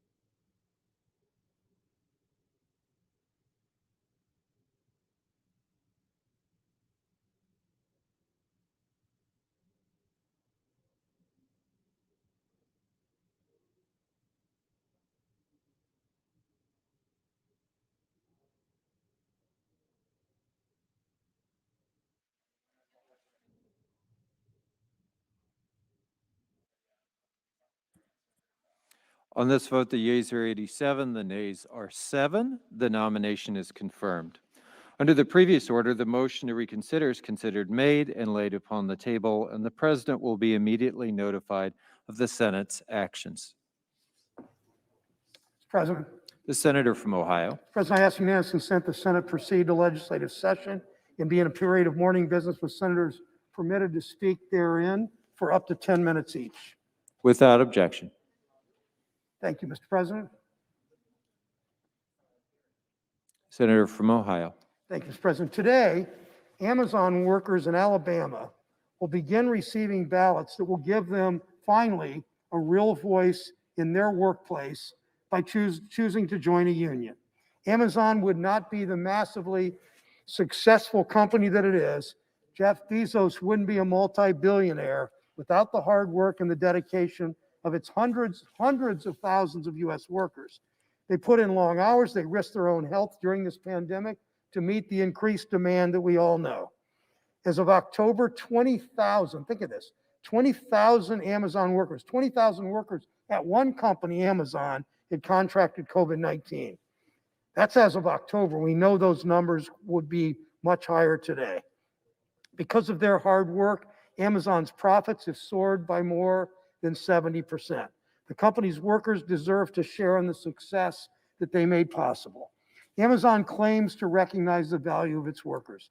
They call their workers, quote, heroes fighting for their communities and helping people get critical items they need. Heroes, they called them. If the company truly believed and appreciated that they were heroes, Amazon might back up its words with action. That means letting these workers organize. It means stopping the corporate union busting tactics that they've deployed against these workers. Amazon, one of the most powerful corporations in the world, unleashed all of that power to fight their own workers who are just asking for a voice on the job. They've harassed employees with anti-union propaganda, misleading text messages, websites, flyers. One Washington Post headline really said it all. Amazon's anti-union blitz stalks Alabama warehouse workers everywhere, even the bathroom. Workers have reported they don't get enough time for bathroom breaks in the warehouse. That's how intense the company's pressure is. When they're able to use the restroom, even there, workers are hit with anti-union propaganda flyers on the stall doors. Amazon has repeatedly tried to block mail-in voting and force workers to hold the union election in person, putting its workers, remember, 20,000 already been diagnosed back in October, putting its workers' health at even more risk just to suppress the vote. It's all part of a pattern for Amazon. In 2019, Amazon fired a Staten Island warehouse worker who called for unionization. They monitor employees' online communications. Last fall, we learned the company planned to spend hundreds of thousands of dollars on new software to monitor, their words, threats like unions.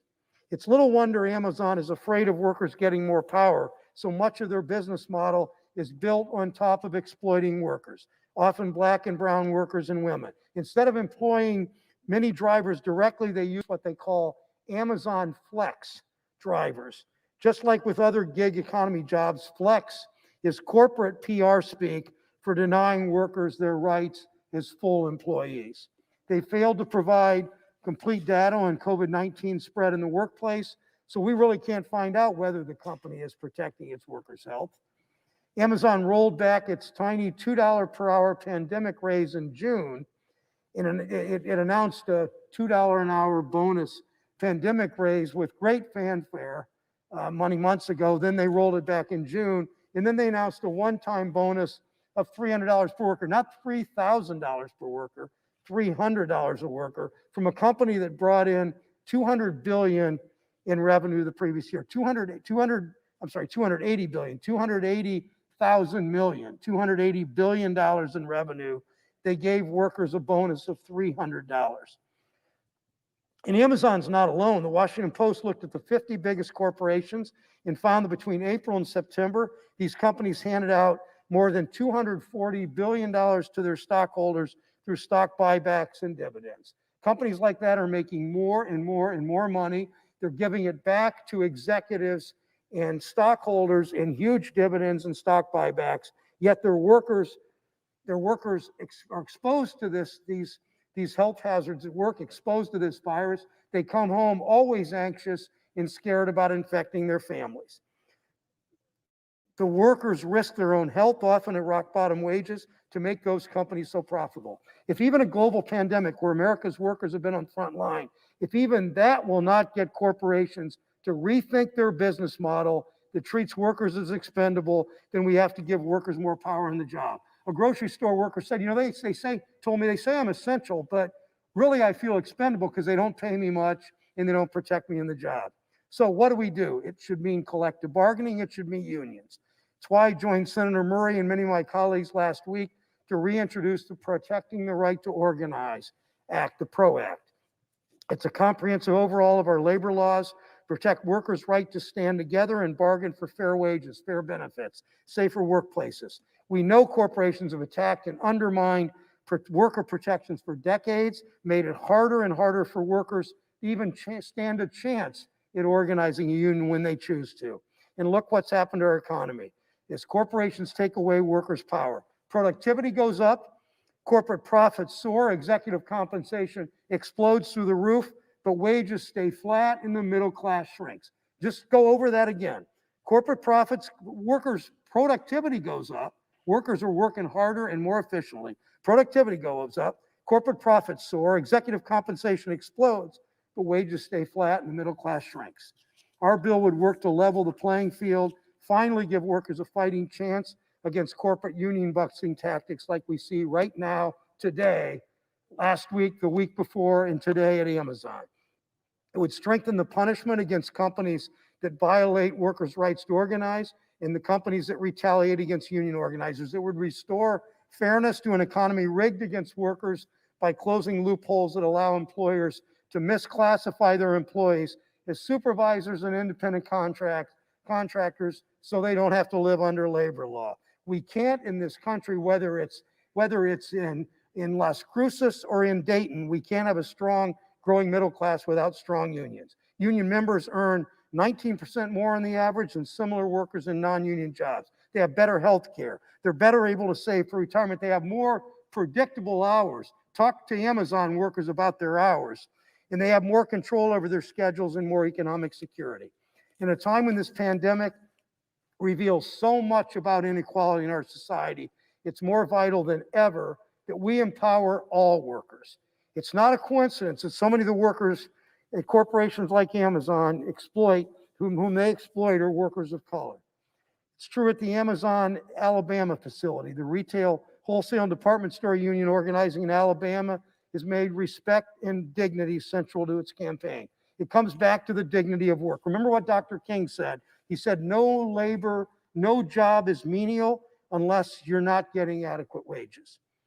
President of the Retail, Wholesale, and Department Store Union, Stuart Applebaum, said, we see this as much as a civil rights struggle as a labor struggle. We know where Dr. King was assassinated and what he was doing. He was fighting for civil rights. He was fighting for worker rights, fighting for sanitation workers in Memphis, some of the most exploited workers in America. A union card is a ticket to the middle class life. We fight for economic justice by making it available to all workers. We just need corporations just to get out of the way. Let workers organize. Let workers take control over their careers and their futures. When you love this country, Mr. President, you fight for the people who make it work, whether it's in New Mexico or Ohio or all over this country. That's what the Amazon workers in Alabama are doing. It's what unions have done throughout our history in this country. It's what we can do in the Senate by passing the PRO Act. Mr. President, I yield the floor. Senator from Florida. I ask unanimous consent the Senate proceed to the consideration of Senate Resolution 42 submitted earlier today. The clerk will report. Senate Resolution 42, honoring the memories of the victims of the senseless attack at Marjorie Stoneman Douglas High School on February 14, 2018. Without objection, the Senate will proceed. I ask unanimous consent the resolution be agreed to, the preamble be agreed to, and that the motions to reconsider be considered made and laid upon the table with no intervening action or debate. Is there objection? Without objection. Mr. President, I'd like to thank my colleague, Senator Rubio, for joining me to introduce this resolution today, honoring the 17 victims of the senseless attack at Marjorie Stoneman Douglas High School on February 14, 2018. Alicia Aladif, Scott Beagle, Martin Duque Aguiano, Nicholas Duarte, Aaron Feist, Jimmy Guttenberg, Chris Hickson, Luke Hoyer, Carol Loren, Gina Maltato, Joaquin Olivar, Elena Petty, Meadow Pollock, Helena Ramsey, Alex Schachter, Carmen Schintrup, Peter Wang. I think of those innocent lives almost every day, lost too early in the tragic shooting at Marjorie Stoneman Douglas High School in Parkland, Florida. These individuals were sons, daughters, parents, and partners. They were educators, athletes, musicians, many of them just kids with a life full of promise ahead of them. My heart breaks knowing they'll never get to pursue their dreams and that their families will always have a piece of their heart missing. Since that horrible day, I've worked closely with many of the victims' families to ensure no child, educator, or family has to experience that again. We passed the Marjorie Stoneman Douglas High School Public Safety Act while I was governor of Florida to make sure our state does everything in its power to prevent further tragedies. Now, as a U.S. Senator, I'm fighting for improvements on the federal level, including the Luke and Alex School Safety Act, named after Luke Hoyer and Alex Schachter, which builds on our work to keep schools safe. And while we can't bring back these lives lost that tragic day nearly 3 years ago, I'll always work to honor those lost and do everything in my power to protect our students and educators, ensure they have a safe environment to learn and succeed. Now, I yield the floor to my colleague, Senator Rubio. Thank my colleague from Florida. I recall vividly that day on February 14th, 2018, started like it does most days for people across the country. Take your children to school, drop them off, and in this case, some of them maybe drove themselves. And within hours, the lives of 17 families had been changed forever. It was a horrible tragedy. 17 students and faculty members who lost their lives, another 17 who were wounded in the attack. And it shocked the country. It was shocking because they went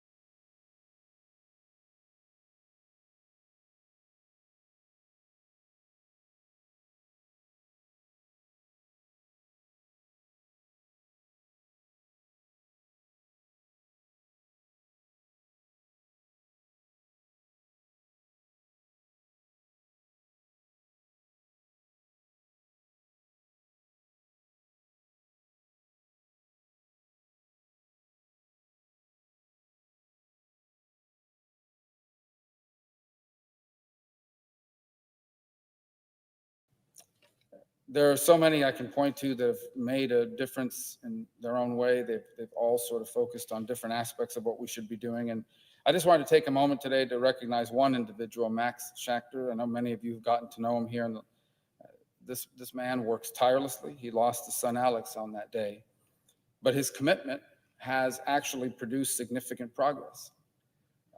Thanks to his leadership. And I must say his leadership, and I spoke to him again last Friday, and he continues to work on these issues. And thanks to that, last year, the federal government created a federal clearinghouse on school safety best practices, a place that any district, any school can go to, and something that's constantly being updated that puts in a central location the best practices and offers access to an array of resources for schools across our nation that are looking to protect their students.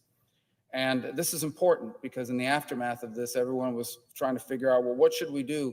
And there was no central place where you could go to and find that out.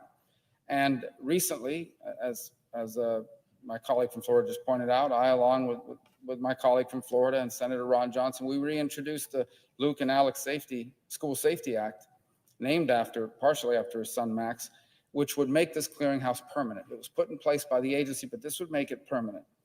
And I just think of parents like Max who've poured so much of their own lives into this work and continue to do so. And he's always churning out new ideas. We spoke this last Friday about data that's now available that a lot of people don't even know is there. Data that shows you which schools are having suspensions, which schools are having fights, which schools are having arrests and violence, as a way of finding anomalies in the data. I mean, he's constantly not just become a subject matter expert through this tragedy, but is constantly looking for improvements that can be not just done in Florida, but across the country. And he's tireless all across the country. There's something else we took that was successful in Florida and that today we've reintroduced along with Senator Reid and Senator King and my colleague, and that is from Florida, and that is reintroducing the Extreme Risk Protection Order and Violence Prevention Act to encourage the passing of these laws that allow you to identify someone who is a danger to themselves or others, go to a court, provide them due process, and potentially prevent a suicide or a senseless act like what we saw on that day 3 years ago. And what this bill would not mandate it, but it would dedicate Department of Justice funds to incentivize more states to adopt similar measures. It will encourage the rest of the country to follow the lead in Florida and to save lives. We know it's prevented suicides, and we know it's prevented potential attacks in Florida and in the states where it's been implemented. And we can't force more states to do it, but we can try to incentivize it. And so it's my hope and my prayer that as we continue to work together, that we can achieve this and other things, so that no family, so that no community, no state, no one will ever have to go through what the incredible families of Parkland endured on that day and in the 3 years that have followed. And so today, as we remember the lives that were lost, let us pledge to honor them by continuing to move forward towards safer and more secure schools and communities in our work here. Mr. President, I yield the floor. President. Senator from Illinois. Mr. President, I was just noting that the Senate chamber has been rearranged because tomorrow we commence the impeachment trial, the second impeachment of Donald Trump. In the center of the well is a podium and microphone where the attorneys representing the House managers who voted the impeachment resolution will stand to make their case a few hours after we commence the trial. The president's defenders will have the same opportunity. They'll be standing in a spot that is literally 4 or 5 feet away from a location still fresh in my mind. It was there, right in the center of the aisle, between the majority and minority leader of the Senate on January 6th, when 2 men appeared that I'd never seen before in plain clothes and stood in the center of the well holding automatic weapons. It was just minutes after the vice president had been removed from the chair where you're sitting, whisked off the floor of the Senate by Secret Service, I imagine. He was pulled off the floor. It wasn't a follow me, Mr. Vice President. They pulled him off the floor. That was at 2:15. Within a few minutes, the mob, which had invaded the United States Capitol, was on the march on its way toward this chamber where most of us were sitting, having dealt with our constitutional responsibility of counting the electoral vote. I remember when they interrupted the quorum call they were conducting for one of the Capitol policemen to stand before us and say, everyone stay in your seats. We're going to bring in all the staffers. They're going to line the walls. We're going to lock all the doors. This will be the safe room in the Capitol. Couldn't have been more than 10 or 15 minutes later than the same policeman said, everybody out now. The mob had come through the Capitol, through the rotunda, was now on the Senate side of the building within easy reach of 100 senators. And so we filed out the back door and down a staircase over to the tunnels and down to the Hart building, hoping we'd escape them. I watched through the window as I went down the steps and saw all of the flags coming up toward the Capitol. American flags, Trump flags, flags I didn't recognize. All the people coming up here. We know what happened later that same day. The mob crashed through the doors into this chamber, posed for pictures at our desks and scrawled messages to us, went through our desks and looked at them. Literally interrupted the business of the United States Senate, the counting of the electoral votes. Was that just an accident? That thousands of people were in Washington on January 6th? Was that just an accident that they gathered in the ellipsis for the President of the United States, Donald Trump, to speak to them? Was it just an accident that within 40 minutes or 45 minutes after the President sent them off to the Capitol, they were here breaking windows and breaking down doors to come inside? No, it was by design. We're now learning who designed that strategy and that attack on the Capitol. And tomorrow we're going to start a trial to determine whether the President of the United States of America bears responsibility for inciting that mob, for inspiring that insurrection. When you read the history of the writing of our Constitution, it's almost impossible, maybe it is impossible, to put yourself in the moment. These men, all men, gathered in Philadelphia, had just fought a bloody, long war, a revolutionary war against one of the most powerful nations in the world. And they were setting up a government on this side of the ocean with the hopes that it would survive. And they were worried. They were worried about the enemy from without and the enemy from within. And they talked about our responsibility to maintain this democracy and the challenges we might face. At the time, they were wary because of what they lived through. As we read about it now, we wonder, what was the concern? What was behind all that concern? If you're honest, you know that in 1861, our nation went to war with itself in a civil war with over 500,000 lives lost. So it was a fragile democracy, as they thought. But we never dreamed, at least I never dreamed, that in the 21st century, there would be a concern over an insurrection to overthrow the government of the United States with violence. No, not in America, not in 2021. That's exactly what happened on January 6th. And that's why we're meeting tomorrow, for the accountability of Donald Trump for that event. Now, there are people who have told us we should get over it. Get over it. He's gone. Why do you keep talking about Donald Trump? Let him ride off into the sunset, as one fellow shouted at me at the airport a few weeks ago.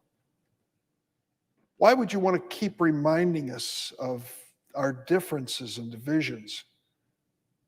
Well, I think the answer is pretty obvious. We can't reach real unity in America until we deal with the reality of America as Donald Trump left it. And January 6th was a classic illustration. There's one other image I share in my thinking about this trial.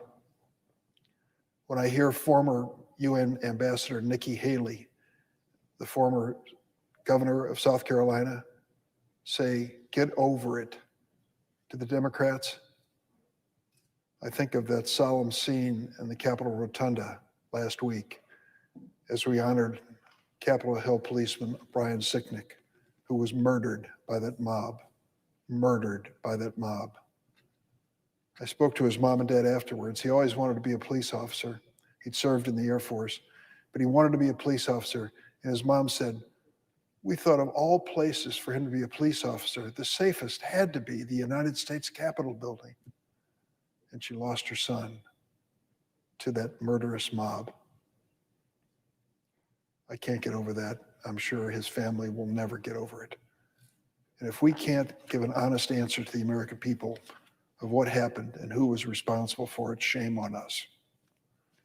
America came close to losing this democracy on January 6th.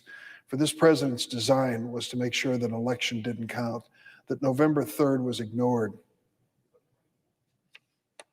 What happened on January 6th was an attempted coup. Make no mistake. As others have pointed out, an attempted coup that is not punished is a trial run for the next time. Over the 4 years of his presidency, someone decided to take account of the many times that the president lied to the American people. They were in the thousands. Many of his lies were attempts to discredit anyone or any institution that stood in his way. It's an old trick straight out of the authoritarian handbook. Tell so many lies that people can no longer tell fact from fiction. His last and most damaging lie was over and over, he repeated to the American people, they stole the election. They rigged the election. Donald Trump's apologists will come to the floor of the Senate in the next few days and say that he had a First Amendment right to say whatever he wanted whether it was the truth or not. But no one, not even the president, has a First Amendment right to incite an insurrection against this government. That's not a right, it's a crime, a high crime. When he first ran for president in 2016, Donald Trump said the only way he could lose is if the election were stolen. 4 years later, he tweeted the lie of the stolen election so many times at his rallies. When he lost, he tried to convince the courts. He went to 60 different courts pleading that the election had been rigged and stolen. They laughed him out of the court every time. He tried to bully officials in swing states and members of his own administration. On January 2nd, a day as Americans were dying of COVID-19, Donald Trump was on the telephone to the Republican Secretary of State of Georgia, spending more than an hour pleading and threatening him to somehow find the votes to overturn that state's votes in the presidential election. Trump failed. The Republican Secretary of State refused his request, was not intimidated by his threats, and had the foresight to tape record the conversation so there could be no denial. For weeks before January 6th, Donald Trump exhorted his followers to come to Washington on the day that Congress would assemble to certify state electoral votes. He knew that his extremist followers were waiting for their signals and their orders. Over the summer, when armed extremists stormed and occupied state capitals demanding an end to COVID safety instructions, Donald Trump cheered them on. On January 6th, he whipped them into a frenzy just a few short miles from here. He spoke for more than an hour on that rally at the Ellipse. This is some of what he said, and I quote Donald Trump to the mob on its way to the Capitol. "We will never give up," he said. "We will never concede. It doesn't happen." And then he said, "We won this election. We won it by a landslide. This was not a close election." Then he spoke of his vice president. And he said, "I hope Mike is doing the right thing. I hope so. I hope so, because if Mike Pence does the right thing, we win the election.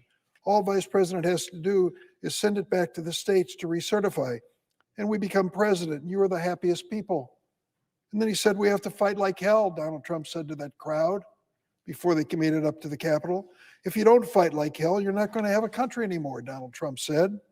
"Our exciting adventures and boldest endeavors have not yet begun. We're going to the Capitol. We're going to try and give the Republicans the kind of pride and boldness they need to take back our country."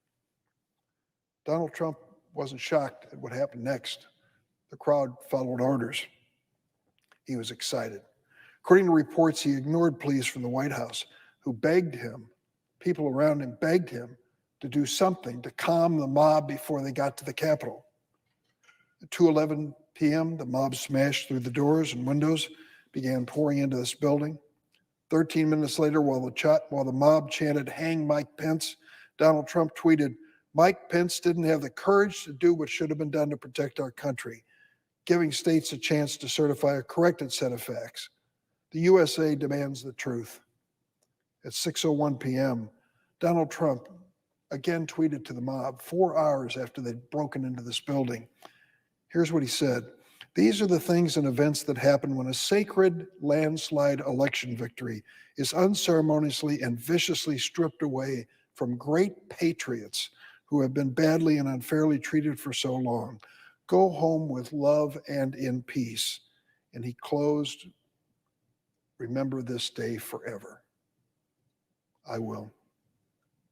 Those of us in this building at the moment will. Brian Sicknick's family will. Now nearly all of our Republican colleagues tell us it's time to move on. Forget about it. Forget the authoritarian president with his contempt for democracy that summoned this mob. Forget the failed coup without accountability. Just move on. Polls show that the majority of Republican voters in America believe Donald Trump's lie. They still believe him, even after it's been rejected by local and state election officials of both parties. That's why this Senate is proceeding to the second impeachment trial tomorrow. Donald Trump has gone from elected office, but the poison he injected in the national bloodstream remains and grows even more toxic. On the inauguration of President Joe Biden, It was different than any I've seen, and it was the 10th one that I've witnessed. The crowd was contained in a very small guarded area. There were many more National Guardsmen in the streets of Washington as he was sworn in on January 20th than the crowd that assembled on the Mall. I used to go to Central America, visited countries like El Salvador. I can remember being in the capital of San Salvador. I was struck at the time by soldiers standing on the street corners with automatic weapons. And I thought, what kind of country can this be that soldiers will stand out just like a normal cop on the beat with automatic weapons? We've reached that point here in Washington. We've reached that point in the Senate chamber. It's a reminder of the fragility and vulnerability of our democracy. There's a great cost to what we've just been through, and we continue to incur it to keep this people in this Capitol safe and those who visit. But there's a deeper cost. Brian Sicknick is part of the cost of January 6th. He was proud to protect this Capitol, and he gave his life in doing it. Last Wednesday, Officer Sicknick's ashes were carried in a wooden box into the rotunda of the Capitol, where he laid in honor.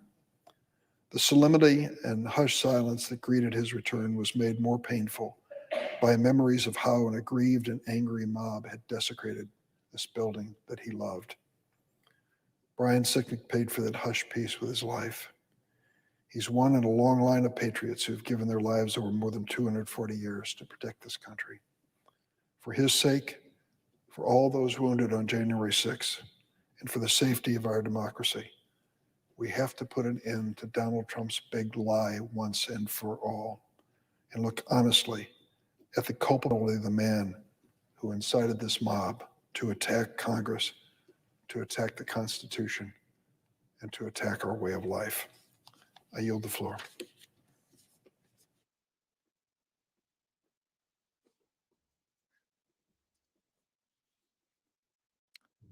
Call the roll. Ms. Baldwin.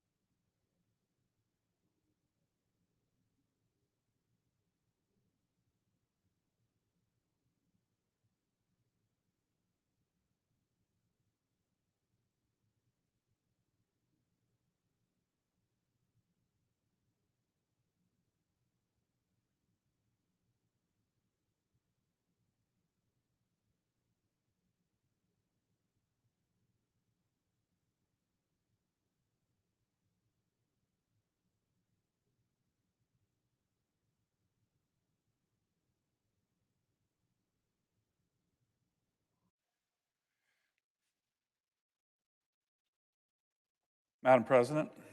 The senator from Alaska. Madam President, is the Senate in a quorum call? It is. Ask that the quorum call be vitiated. Without objection. Madam President, as many of us know, our country is mourning the loss of a great man. A man who I believe was one of the greatest generation. Yesterday, we all received the sad news that George Shultz, Secretary Shultz, died in his home in California yesterday. He was 100 years old. Just celebrated his 100th birthday in December. He was a man of great intelligence, of courage, of integrity, exemplified service, was great about this nation, and hope for our country, and not just for our country, but countries around the world. Democracy itself was something that this great American promoted. He leaves behind his wife Charlotte, 3 daughters, 2 sons, 11 grandchildren, 9 great-grandchildren. Of course, our prayers for his family are going out to all of them during this difficult time. Madam President, there are people who have lived history and there are people who have made history.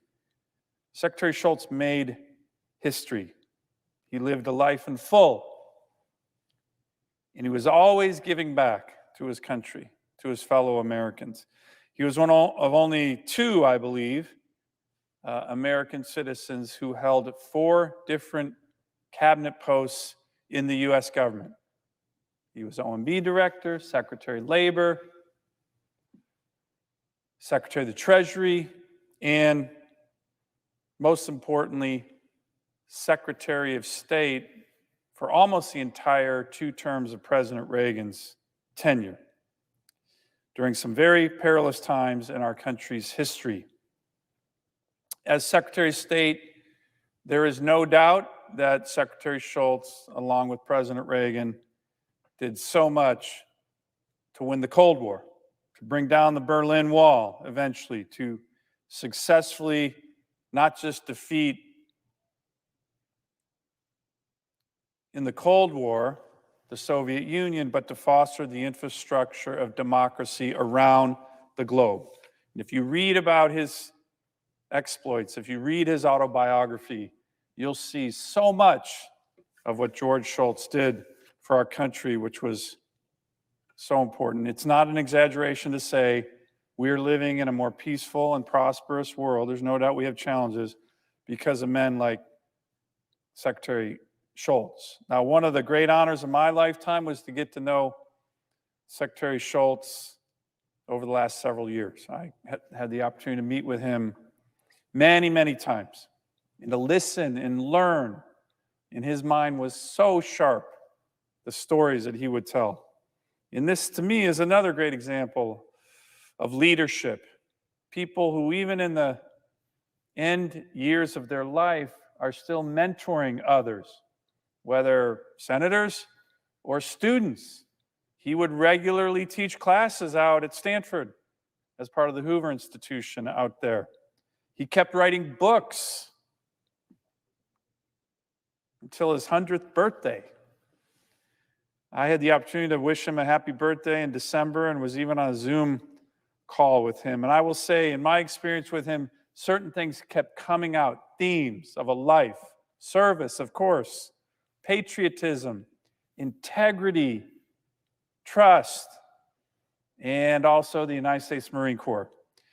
You know, Madam President, when it comes to the issue of integrity, you look at Secretary Shultz's career, his life, and he always had integrity as the highest principle. And he talked about that, not just integrity to do the right thing, which meant sometimes saying no. But he did this throughout his career. And then at the very twilight of his career, he talked about not just integrity, but trust. And trust as the coin of the realm of a good life, of service. And as he was turning 100 in December, he put out a little pamphlet. It's right here. I read the whole thing. I encourage my colleagues to read it. Life and Learning After 100 Years. Trust is the Coin of the Realm. Reflections on Trust and Effective Relationships Across a New Hinge of History. George P. Shultz, December 13th, 2020. Who does that when they're 100 to put out a pamphlet on trust? Well, George Shultz does that. In the pamphlet, Secretary Shultz wrote that one lesson he learned as a child and retained over and over again was the importance of trust. As he says in this pamphlet, when trust is in the room, whatever room that was, the family room, the school room, the coach's room, the office room, the government room, or the military room, good things happen. When trust was not in the room, good things did not happen. And I think certainly we can learn that here in the United States Senate, where trust is the coin of the realm here. There's no doubt about that. This idea of trust is a lesson that stayed with him throughout his career, and a concept that he believes, when you read all his writings and talk to him, the way so many of us have had the opportunity to, he believed helped lead to the end of the Cold War. Trust. President Reagan, General Secretary Gorbachev together eliminated intermediate range nuclear weapons, which laid down the foundation for the peaceful end of the Cold War, in which the United States was victorious. So, Madam President, at the end of my remarks, I'd like to submit for the record this pamphlet by Secretary Shultz on trust. Without objection. Even till the end of his days, he was still looking at providing guidance to the Senate. I had a talk with him, as I mentioned, just about 5 weeks ago, about him coming to testify in front of the Armed Services Committee. A tradition started by another great American, John McCain, chairman of the Armed Services Committee, was every January we would start with some statesmen with a lot of knowledge and history. And George Shultz was always part of that, testifying in front of the Armed Services Committee at 98, 99 years old, with Henry Kissinger, the junior man in the room who was just a year or two younger. Senator Reid and I were just talking recently about bringing Secretary Shultz back to once again testify in front of the Armed Services Committee. And I'm sad to say we have lost this great American before he could do that again. But let me conclude with this, Madam President. The other thing I loved about George Shultz is that he was first and foremost a United States Marine. Until the end of his life, he spoke about the pride he gained from serving in combat in World War II as a Marine Corps officer and the many, many lessons he learned throughout his life from his service in the Marines. First time I ever met the secretary, went into his office. He thought it would be a bunch of pictures with famous people. There were some of those, but there was Marine Corps recruiting posters everywhere. Secretary of State, former Secretary of State Condoleezza Rice, another great American, recounts in her excellent op-ed about the legacy of Secretary Shultz just yesterday in the Washington Post. And he told her that being Secretary of State was the best job in government when she got nominated to be Secretary of State. He called her to give her some advice. They were very good friends. He was a mentor of hers as well. He said, it's the best job in government, Secretary of State. And then he corrected himself. It's the best job except for when I was a Marine Corps captain. That's what he told Condi. So he was first and foremost a Marine. But for all these reasons, Madam President, I will be calling up a resolution, a bipartisan resolution, to honor the life, achievements, and legacy of the Honorable George P. Shultz, who has done so much for our great nation. We're working on this. Hopefully we'll get it passed in the Senate here soon. Should very bipartisan already. I was hoping to get it done tonight. But when great Americans leave us, it's really important that we reflect and look on the life of service, commitment, patriotism, honor, courage, and learn from that. And even though he's gone after 100 years, I know I'm going to be learning from George Shultz for a long, long time. And I sure hope and I expect and certainly believe that my colleagues here in the United States Senate and our fellow Americans will be as well. I yield the floor.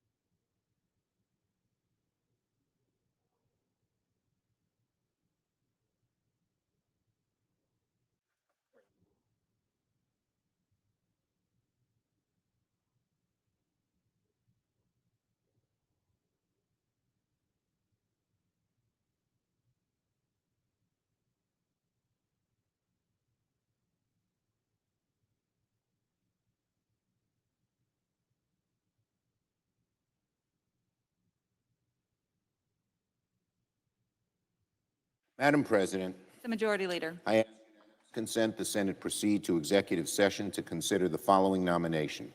Executive Calendar Number 14, Kathleen Holland Hicks of Virginia to be Deputy Secretary of Defense. Without objection, I ask the consent that clerk will report. Nomination, Department of Defense, Kathleen Holland Hicks of Virginia to be Deputy Secretary. I ask consent that the Senate vote on the nomination with no intervening action or debate, that if confirmed, the motion to reconsider be considered made and laid upon the table, and the President be immediately notified of the Senate's action. Without objection. The question is on confirmation of the nomination. All those in favor say aye. Aye. All opposed, no. The ayes appear to have it. The ayes do have it. The nomination is confirmed. Madam President, I ask unanimous consent that the Senate resume legislative session. Without objection. Madam President, I ask unanimous consent that the Senate proceed to the en bloc consideration of the following resolutions that were submitted earlier today. Senate Res 38, Senate Res 39, Senate Res 40, Senate Res 41. The clerk will report the resolutions en bloc. Senate Resolution 38, establishing procedures for access to the floor of the Senate and the Senate wing of the Capitol, and so forth. Senate Resolution 39, to authorize the installation of appropriate equipment and furniture in the Senate chamber, and so forth. Senate Resolution 40, establishing procedures for access to the galleries of the Senate chamber, and so forth. Senate Resolution 41, allowing limited laptop computer access on the floor of the Senate, and so forth. Is there objection to proceeding en bloc? Without objection. I ask unanimous consent the resolutions be agreed to en bloc, that the motions to reconsider be considered made and laid upon the table with no intervening action or debate. Without objection. So ordered. Madam President, I ask unanimous consent that when the Senate completes its business today, it adjourn until 1:00 p.m. Tuesday, February 9th. Further, that following the prayer and pledge, the morning hour be deemed expired, the journal of proceedings be approved to date, the time for the two leaders be reserved for their use later in the day, and morning business be closed. Further, that upon conclusion of morning business, the Senate resume the impeachment trial of former President Donald John Trump. Is there objection?